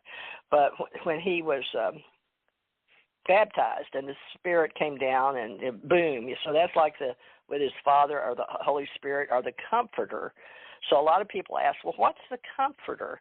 Well, it's Father, Son, and Holy Spirit for those of you that have followed many of the Protestant religions, and Richard can talk about it too, but that is the power of three we use, Father, Son, Holy Spirit, our Father, Mother, God, and the child. And a lot of people do it that way, but you've got to realize that three is very powerful. This whole universe is based on the number three, and a lot of you may not know this, but it spins out even when we break down at CERN in Switzerland, the Hadron Collider, and it splits those atoms up and spins out those neutrons, protons, electrons, and inside the photon, they've got these little gluon, and they've got these little paths.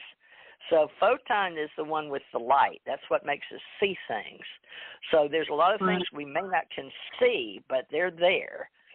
So I guess I better – the self-mastery of that process is evolving, folks. So we as Ascended Masters and Ascension Masters will assist all of you that maybe haven't passed in this reality. And so the realities are joining together, and the Ascended Masters are always enjoying how they can be of service. And Jesus is one of the major Ascended Masters now, folks. So it's going to be fun working with the Ascended Masters. And Jesus just happens to be my master of choice. You know, some like Mother Mary, Buddha, St. Francis, Vishnu, but all of them are good. You know, they're all good. If I might interject a thought here, all right? Okay. In honor of the day in which we are celebrating Easter, all right, we acknowledge the fact that Jesus, the Christ, okay, conquered death. Well, in actuality, there is no such thing as death. There is only the change of manifestation of energy. So now that's a very deep thing to say, but in actuality, we are energetic beings of consciousness. And, of course, this was showed to me on one particular instance when I was legally dead for 33 minutes and all this kind of thing, which I'm not going to get into. But the point that I want to stress is the fact that he died so that, in fact, we ourselves would never again experience true death. He conquered sin, evil, degradation, all kinds of different things he took upon his heart so that, in turn, we ourselves would never again suffer death, provided, of course, that we immerse ourselves in the love and the mercy and compassion that he presents to us. So, that being said, we must understand that when a loved one or a person is taken from us, and they're never taken early because God all calls us home at the right time in the right place, all right? And that's also kind of deep in a way. But the fact of the matter remains that spirit is always around you. They can hear you. All you have to do is think about them. All you have to do is talk to them, and they become aware of your willingness to communicate with them, and they will, in fact, communicate with you. Why? Because spirits don't die. The body dies, or as they like to say, nobody leaves here alive, all right? Now, of course, as you said, Pastor Theresa, there's only 3 in the Bible that ever actually left the earth alive, one of them being Christ, of course, the other one being Elijah, and the other one being Ezekiel. All 3 of these were seen to walk up into the clouds. Now, of course, that would say that, hello, they transited Earth, and the capability of Earth's force upon their bodies, that force was annulled, and therefore they went into God's house directly, body and all. Now, that's quite a mouthful to say. But normally, of course, we all die, we leave our bodies behind, and our spirits then in turn enter the house of God, or enter the spiritual home of us all, so that in turn we may rejoice and we are no longer bound into a physical body. But there is in actuality no further death, because death is nothing but a word that means change. And the sooner we understand this, the sooner we will completely expand and increase our understanding to a great deal. So yes, we mourn, we grieve, because that's the right thing to do. Hello, you've lost a physical person. But as long as that physical person is alive in your heart, you've never lost them at all. They're always around you. They can hear you. They can see you. And they can even interact in your lives. Sometimes they will move objects. Sometimes they will leave scents in your house. Sometimes they will even give you tastes. Sometimes they will turn on and off lights. Just to let you know that spirit is eternal. Spirit does not die. The gift that we were given by God in the creation of ourselves as spiritual entities are eternal and immortal.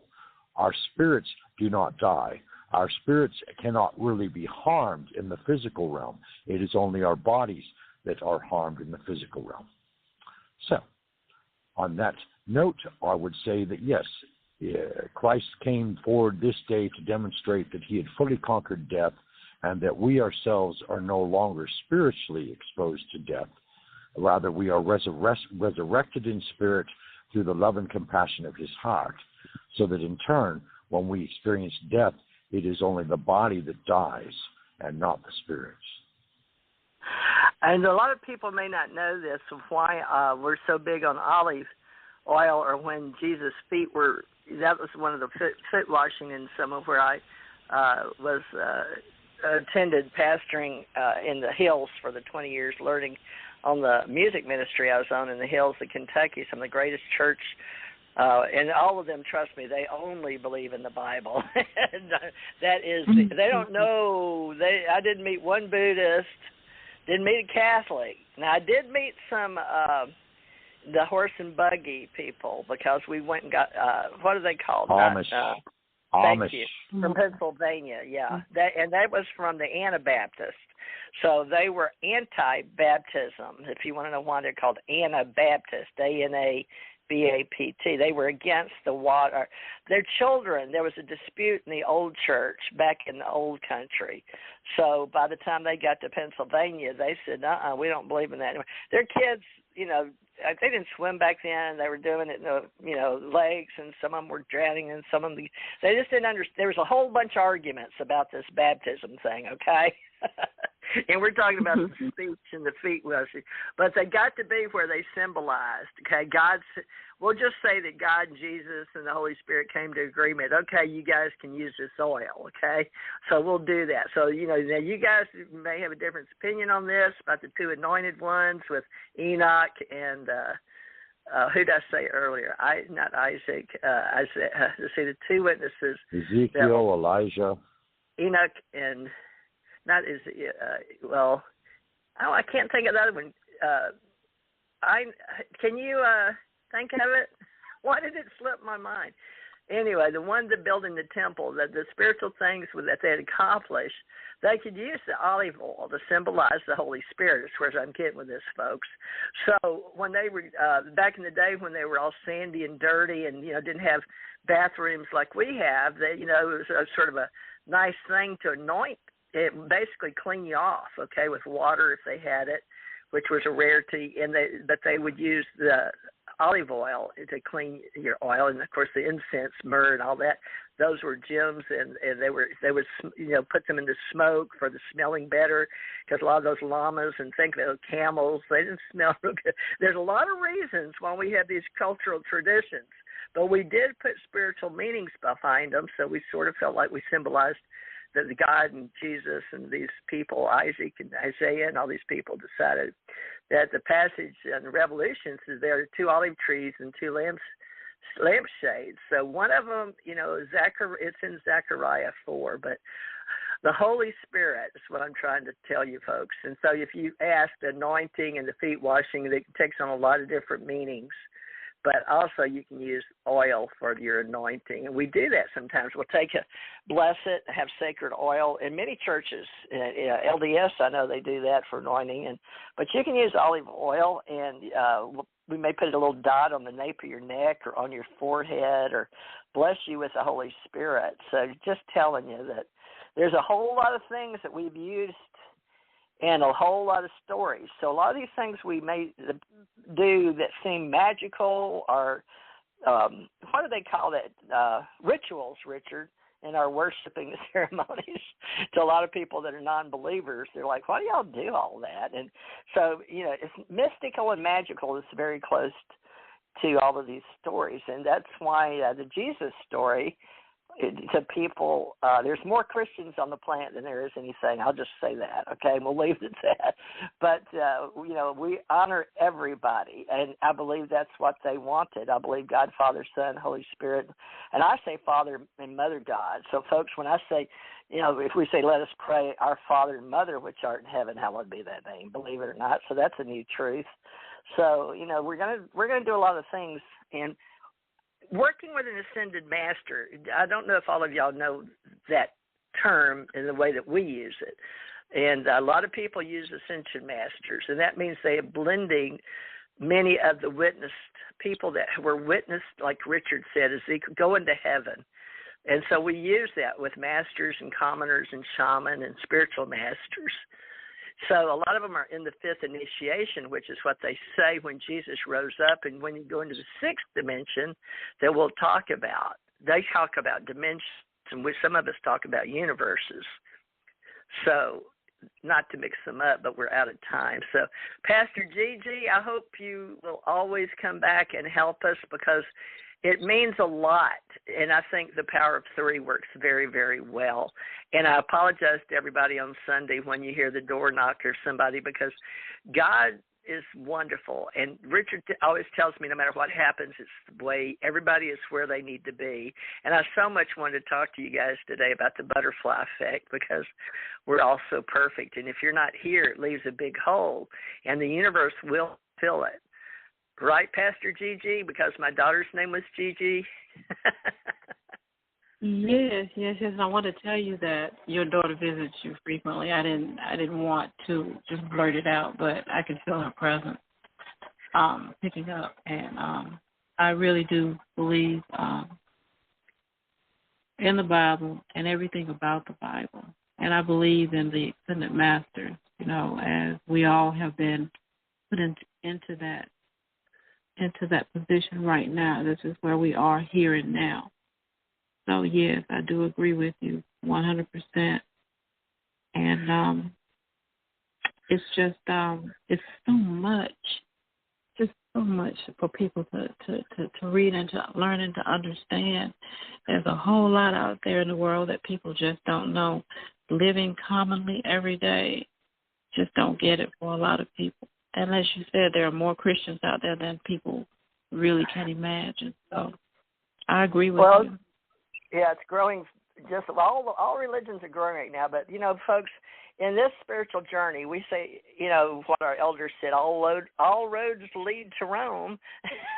So there's a reason for that. But we also say all roads lead to the path, which is the journey.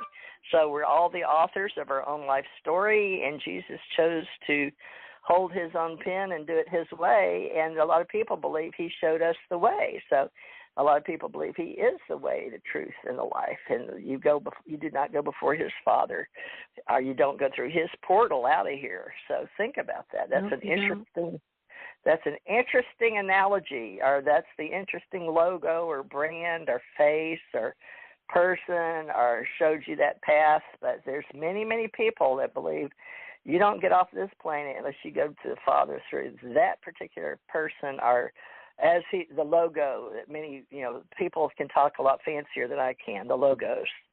So everybody, we will come back and share. Now, will you have any time at all on Wednesdays or not, Pastor Gigi, because you're so busy? But and we can make something better, but Sunday only or Wednesday too, or another day? I don't know. I will try to squeeze Wednesdays in because I've got a lot of interviews coming up. Oh, and I have to look at the date. But I'll squeeze my time in because I really enjoy this show and I really enjoy the conversation. And well, that's what I was asking you. I thought it'd be wonderful if we can keep you on Wednesdays and Sundays, and we're going to do more readings probably on Thursdays and Saturdays when we feel like it. But I don't want people to get too dependent on them. But I do enjoy doing them, But Wednesday would be awesome, and Sunday it's sort of like your Wednesday prayer meeting, and your Sunday you go to meeting, folks. But but we're doing it. Yes. This is the old time religion on the church and the radio, and a lot of the old timers know they couldn't go to church in the buggies and stuff. But boy, when they loved that radio when it came out. So believe it or not, radio is one of the oldest communications, even for churches. We just call them internet churches now, radio church. So yeah, you can come back. Streaming live, yeah. Would you send me your email? I'm not seeing you for some reason. I don't know if there's a letter missing or what, but I will. I'll send you that and my information. Agency. Yeah, yes, I'll send you. Richard, or mine's TJ Morris Agency at Gmail, but I do have the director at uap.associates. But it'll just I pay $189 or something like that to have a fancy business one, and then I've got a whole bunch of them through all these domains and reseller. But I just flip them all back to Gmail because Gmail's easy. But now mine's filled up. Yeah, it is. Yeah, go ahead. Mm-hmm. Well, I will. I'll send you my information too about how to find me on the internet and all the projects and things that I'm involved with. So send that to Richard and he can send it to you. I'll send it directly to the email address that you refer to. So yeah, I want to put up a better picture of you, but the only one that is recent, I think you were in a room helping people with your hair down. It looked really good, and it wouldn't let me grab it off of Facebook, and usually I can. Like everybody else. They let me grab the other one, but I don't know why. I guess maybe because I'm a developer, or they don't want me taking your picture, or I didn't have permission. I don't know. I don't know why they wouldn't let me have your picture. I'll send you a better one. I saw that one, and I'll send you a better one because I had sent Richard one through his messenger. The better one. Messenger. Yeah, because that's not. That's not email. Anyway, no. So I'll send you. Are you on Facebook? I can send it directly to you because you can pull it from there. Oh, that's what you're one of those Facebook people. See, I work as a developer, but when I punch buttons, it goes on Facebook. But my sister didn't understand that all those Facebooks I had and stuff. I'm very rarely on Facebook. I'm inside the computer behind the wall, so I have like 20 to 30, and then every time I make a new domain, they give me another one, and so I have all kinds out there. But but the best thing is for safety is just send it to my email account, which is Gmail. If you can just remember TJ Morris, Morris Agency, Agency. That's my talent agency for authors and singers, and I just kept it when I was doing recording and music. TJ Morris Agency. A lot of people can remember it better than TJ Morris Reporter or TJ Morris American, but anything with TJ Morris on the front. But, yeah, I would appreciate it. Then maybe they'll let me play with you. I think what happened, to be honest with everybody, is if you aren't in a person's Facebook group or friends, or you're not on one of their email lists, I think the world in the last few years tightened up security so tight that even people like me that do this internet stuff for a living, hosting and you can't get it. You just can't get it. So, see, we don't have an interconnection. We do through Richard. but I think security and electronic has just gotten that tight with Facebook and Google. Well, I don't understand why they let me have the one with the they let me get the one with the photo. So you must have given approval on that to somebody. So, folks, this is more information than y'all need, but now you know. If you're not able to, if you can't get something, you may not be in that person's friend list or in their society or their culture, Yeah, I removed the lock on it so he could get it, but I don't particularly care for that picture. I should say, but I don't particularly care for that one because I wasn't satisfied with the way it was made. But anyway, it is me to a certain extent, but I'll send you a better picture of me, and that way you'll be able to, use it for what you need to. Yeah. Yeah, any keywords, you know how they do today. They do hashtags, what used to be in the old days keywords, but hashtag, anyone you'd like to use. But yes, ma'am, any way I can help you with what you're doing in Atlanta and let people know. And Richard knows I used to work a lot with talented people on screenplay, and I have to admit I never wrote a screenplay. I tried to once. Now, back in the day, but I did work as an actor on stage for many years, and I was a celebrity dinner theater dancer and Arthur Murray dancer and all that. Well, is it your name Adams or Evans? I put Adams this time? It's hyphenated. You can find it's Gwendolyn D. Adams Evans, and I'm also on Instagram as Queen Gigi 1015. My grandson gave me that name, Queen Gigi 1015, so you can find me on Instagram at Queen Gigi. Queen Gigi 1015. Okay, yeah, on Instagram. I don't use Instagram myself, but I know it's in some of the buttons I push. Well, and LinkedIn as well. I'm also on LinkedIn, so it's still Gwendolyn D. Adams Evans. Gwendolyn D. Adams Evans on LinkedIn, because what I'm doing is I'm looking for, and Richard mentioned some things to me too. I'm looking for someone to help me to complete some films, some scripts, turn them into movies. And since COVID has taken us out of the theaters, we can't produce any plays, in the community for theaters right now. I'm looking for a way to pitch my movies and my scripts and also my counseling, to other people. So I'll email you. Yeah, I use a bunch of different movie makers, and I've got a lot of people that do that. So, yeah, that's fun. I do them already. I do them for fun, but it costs me because, I have to rent the pay the monthly charge. Yeah. Hello, pastors. Not to cut you off, but we're way past the hour, okay? And I think this conversation should be private and not public, okay? But it's been eons. It's been thousands of years, Richard. Pictures are reserved because people are being hacked and their identities are being stolen, okay? So that's an internet security issue, all right? Oh, so we're too trusting. We're trusting old people. I got you. Yeah.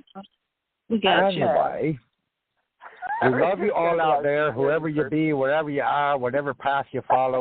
We brace you on this Sunday, Easter afternoon and evening, and we join you in your celebrations of the risen Christ, and we express unto you unconditional love. And you can reach me at rtnight35@gmail.com. So. Thank you, Master Pastor. Yeah. Oh, folks, we got to have fun. Okay, you can't say no matter what happens, you got to have a good spirit. Love and light. Exactly. Yes. Yeah. Love and light. Guess we better leave, folks. Have a good year. Until next Easter, please have a good life and come back and see us, okay? Same time, same station next Sunday. Love and light, y'all. We'll see y'all Wednesday and whenever we do readings. I'm trying to push us off, Richard, I swear. I'm trying to get to it. Love and light. Love and light. Shalom. Love and light. Shalom. Thank you. Thank you, everybody. Okay, peace out. I'm trying to push music as fast as my little fingers will go. Mm-hmm.